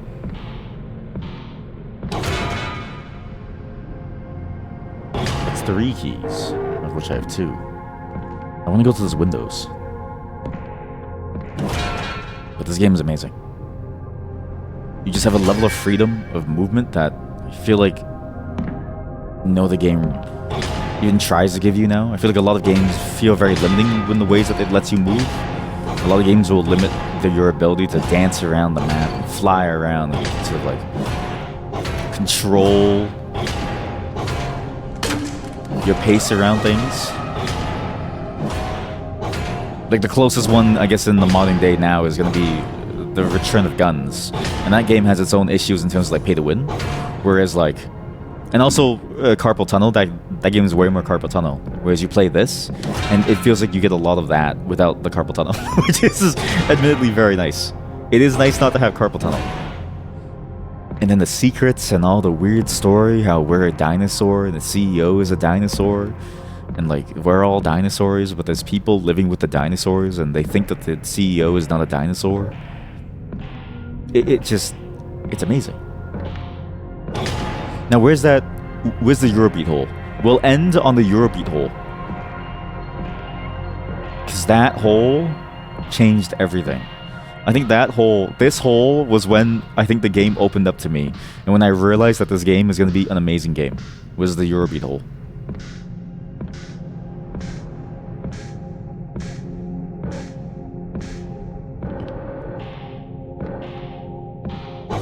I'm sliding poorly. Oops. So go here.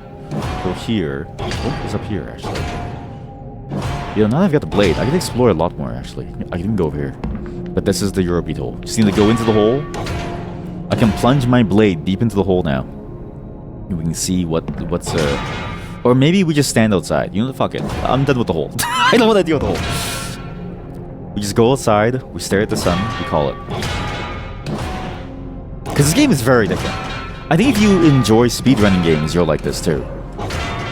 I think if you enjoy any type of movement game, you'll really enjoy this. It doesn't feel frustrating like a co-op style game, where you feel sort of the mechanics of it feel very flimsy, right? It feels like White Knuckle in that sense of like the how well refined the movement style is. How both games have this emphasis on like control and understanding of what you do wrong or right. It's really good. Oh man, I'm in a slow tunnel now. It just doesn't feel as good to move so slow anymore. It feels bad. You know, I never thought how weird that was. That level has two different, almost like loading zones. You would think there'd only be one. Here we go. Yeah, this is it. It's a beautiful view.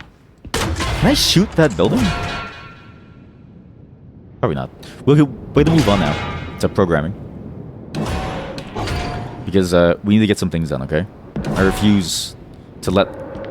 refuse for us to be distracted anymore. Because as fun as this game is, we never really get a full session in. It will not be in VR chat, because last time it made me vomit. Or get very close at least. That idea of programming in VR chat did not work out very well. It wasn't even like the programming thing itself. It was just the fact that it was like it lagged the game out. But this game is fun. We'll come back to this at some point.